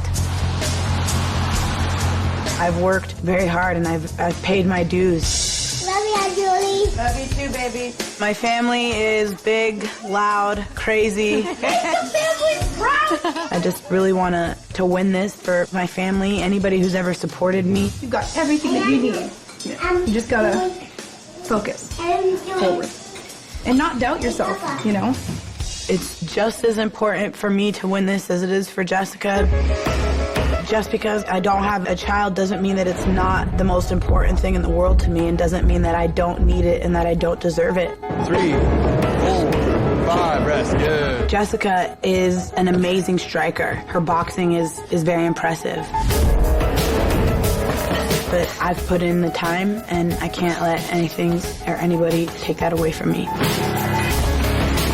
The game plan for this fight is the game plan for every fight. Get in her face, no space, and to just create a dog fight. Like my grandfather says, you know, come on with it, girl. Come on with it. It is our women's bantamweight Ultimate Fighter final as Juliana Pena takes on the former pro boxer Jessica Rakoczy. It's the Ultimate Fighter finale. Here's the tail of the tape for this bantamweight fight. You see the age discrepancy there. When Pena was 12 years old, Jessica Rakoczy was boxing professionally. 1 inch the difference in height, a 1 inch reach advantage. In the corner of Team Tate's Juliana Pena. Fighting out of Las Vegas, Nevada, Jessica the Rage Rakoczy. Fighting out of Spokane, Washington, Juliana the Venezuelan Vixen Pena. You don't want to make it a technical fight against someone like Rakoczy. You got to make it ugly. You got to make it a brawl, and that's what Pena needs to do tonight. She is an excellent grappler, John, and Rakoczy needs to be very careful here. Some nice guard retention from Jessica Rakoczy as she gets back to her feet. She did a great job here at getting back to her feet against a dangerous Juliana Pena, but she's right back to her half guard here. Pena looks like might be trying to set up an arm attack on the right arm of Rakoczy now. Chooses to mount. She does. And this is the pressure of Juliana Pena, just non-stop. Oh, Pena working the ground and pound now. Pena now trying to drop some elbows. That was a hard right hand for Pena. Pena refusing to be denied here. Mario Yamasaki watching the action closely. Pena now dropping heavy right hands. And that might do it. Juliana Pena. Almost 10 now. We'll see if Rakoczy will survive to see a second round. She's covering up, but that'll do it. Juliana Pena. It was that trip right there from Pena that brought it right back to the mat. Rakoczy was covering up pretty well, but Mario Yamasaki saw enough. Juliana, the Venezuelan Vixen Pena. Juliana, congratulations. You are the Ultimate Fighter. You win the 6-figure contract with the UFC. And you also win a 2014 Harley-Davidson motorcycle. Congratulations, sweetheart. All right. Jessica's a very tough girl, and she hung in there. I can't believe that I got the finish with 1 second left, but I'm just grateful for the opportunity to be here and fighting in the UFC. I want to thank Dana White and Lorenzo Fertitta for allowing women into the UFC. We're here to stay, ladies. Your Ultimate Fighter winner, she is Juliana Pena. This is exactly what I'm meant to be doing. I'm meant to be the UFC champion. I'm meant to retire undefeated. This is my time. This is my belt. This is everything that I've ever worked for, and I want to break this girl. It is the toughest ticket in town. They are talking about it up and down the Las Vegas Strip. Ronda Rousey has spectacular judo technique. Miesha has more tools. Miesha has a tremendous amount of experience herself. Me and Miesha were meant to be rivals. For some reason, fate has intertwined the two of us. This is a fight that's not just a fight for the UFC Women's Bantamweight title. Sometimes it doesn't pay to act like Miss America, especially if it isn't real. She's gonna pay for every smile. She smirks. I don't feel the least bit sorry for breaking her arm in half. Girl had it coming. I would love nothing more than to knock her out. She's gonna wake up from a nap, and she's gonna see me wearing her belt. Well, you know, when you've made a mistake, you learn from that mistake. Will she be able to do something different tonight? She's got one of the best mean faces in all of MMA. That's because it's real, man. Set to fight. The champion is 26. The challenger is 27. Everything else is virtually identical. Miesha Cupcake Tay! Rowdy Ronda Rousey! I want you guys to do a clean fight, follow my orders at all times, defend yourself at all times. Touch gloves and let's do this. Here we go. A swing in the middle of the octagon early. Ronda. That's what she's got to look out for. She's dragged her to the ground. She's on top. Oh, nice Miesha's punch. back up to her feet. She eats a knee. Connects with the left. And up the middle. Front kick. Wow, with the left foot, too. Nice good kick to by the Miesha. body. Miesha's looking for a triangle. She's got to get slammed. She's got to be careful. She's working on it. She got away from the armbar. Miesha's up. Miesha's got Ronda down. And she keeps pushing that arm across She's the out. face. Now Miesha's got to get out of there. And she goes right back at her. Here we go. A right hand by Ronda and a good left by Miesha. Tate again with the combination. Good right hand by Miesha. Oh! And Miesha's on top. Wow. No one has made it out of the first round against Ronda Rousey. Looking for a takedown again. Ronda gets it down again. Man, Beautiful that judo shot. is so awesome. The And chant now of Ronda Miesha. lets her up. 30 seconds. First time Ronda Rousey will fight in round two. Easy, okay? Perfect, okay? She's exhausted. She's just throwing hooks. Nothing's going to get you there. Hands up tight. And here's a beautiful takedown by Ronda. Miesha was trying to trip her, but Ronda capitalized on. Look at that. Again. She tripped her easy. Good up kicks by Miesha. Yep. Oh, those are excellent. And it makes Ronda move away. Miesha now looks for the takedown. Oh, my goodness. And again, Ronda with that judo. It's just sensational. The way she capitalizes on the momentum, perfect timing. And Ronda's got her back. She's already in uncharted territory. Look at the chance of Miesha. Wow. You wonder mentally what goes through Ronda's mind. Right now, Miesha's it doesn't got to seem look like out for anything. that left arm. Oh, my goodness. Wow. Miesha lost the position, but now Ronda's on top of her with her left arm trapped. Uh-oh, she's got it extended. Oh, my goodness. Miesha trying to fight it off. Miesha's got it out of there, and now Ronda's looking to get a reverse triangle on her. She's trying to cinch it up. She's got some time. To round three. Perfect. Boxing better. Jabs were working, okay? Just watch that right hand. Watch that overhand right, okay? You're listening to me. She puts her head down and swings. That hanger's working perfect. She falls in on you. Takedowns there. Easy, right? Watch this throw. I mean, that is Olympic caliber judo. She knows what to do on the ground, both offensively and, as she showed tonight, Joe, defensively. Watch defense, Ronda. And Ronda will take her forward or backwards, and that's what she just does. But Miesha lands up on top. Look at this. Wow. She's in trouble. Oh, no. It is all over. She tapped. Ronda Rousey, winner by armbar. Wow. She went to shake Ronda's hand, and Ronda walked away from her.